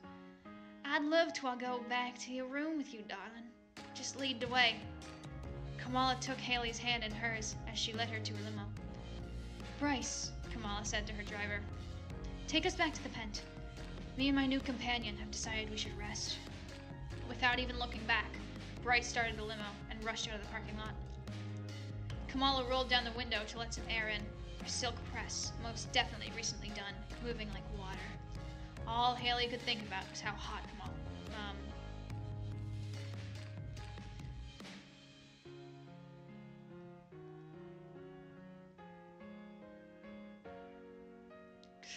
After a few minutes of shitty pop music, they finally made it to Kamala's hotel. Thanks, Bryce, Kamala said after she cleared her voice. You can go back home. Tell Dwayne I said hi.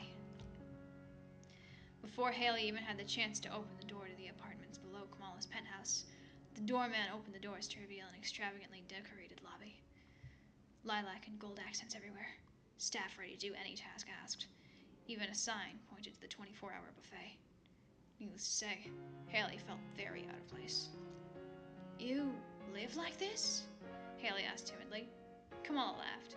Oh, sweetie, this is just my penthouse here. You gotta see my house. Despite the fact they both laughed at the joke, they knew it wasn't really plausible. If they were lucky, Haley would visit the White House as just that, a visitor, like any other tourist in Washington, D.C. As they entered the elevator, they were greeted by the presence of another doorman. Top floor, Miss Harris? All Kamala did was nod. The elevator ride was quiet, although for different reasons for everyone. Everyone in there, Kamala included, knew the power she held.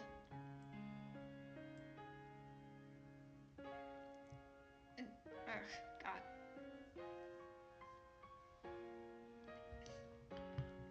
And they were all equally scared. As the elevator doors closed, Kamala unlocked her door. It's not much, but it's home.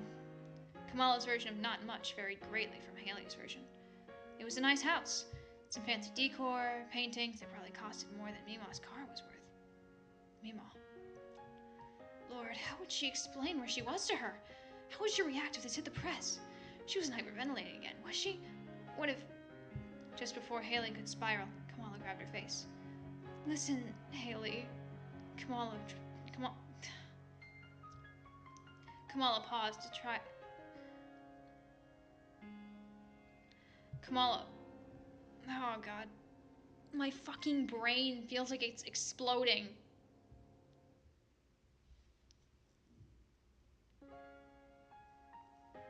It's a good thing this is the last one I'm reading, because I don't think I can, like, get through anymore normally. Kamala paused to try to put thoughts into words. I'm pretty sure there's supposed to be the word put in there. We don't have to do anything. I can call Bruce to drive you back home, and before Kamala could finish, Haley passionately kissed her. I want this. And sure, Haley did want this. What she didn't want was the shame, the fear, the guilt.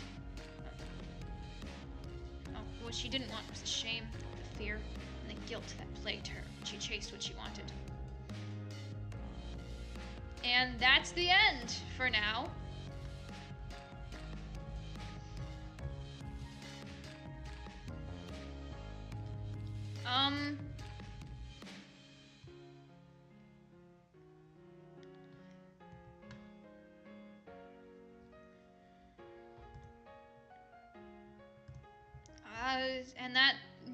And that's the last one.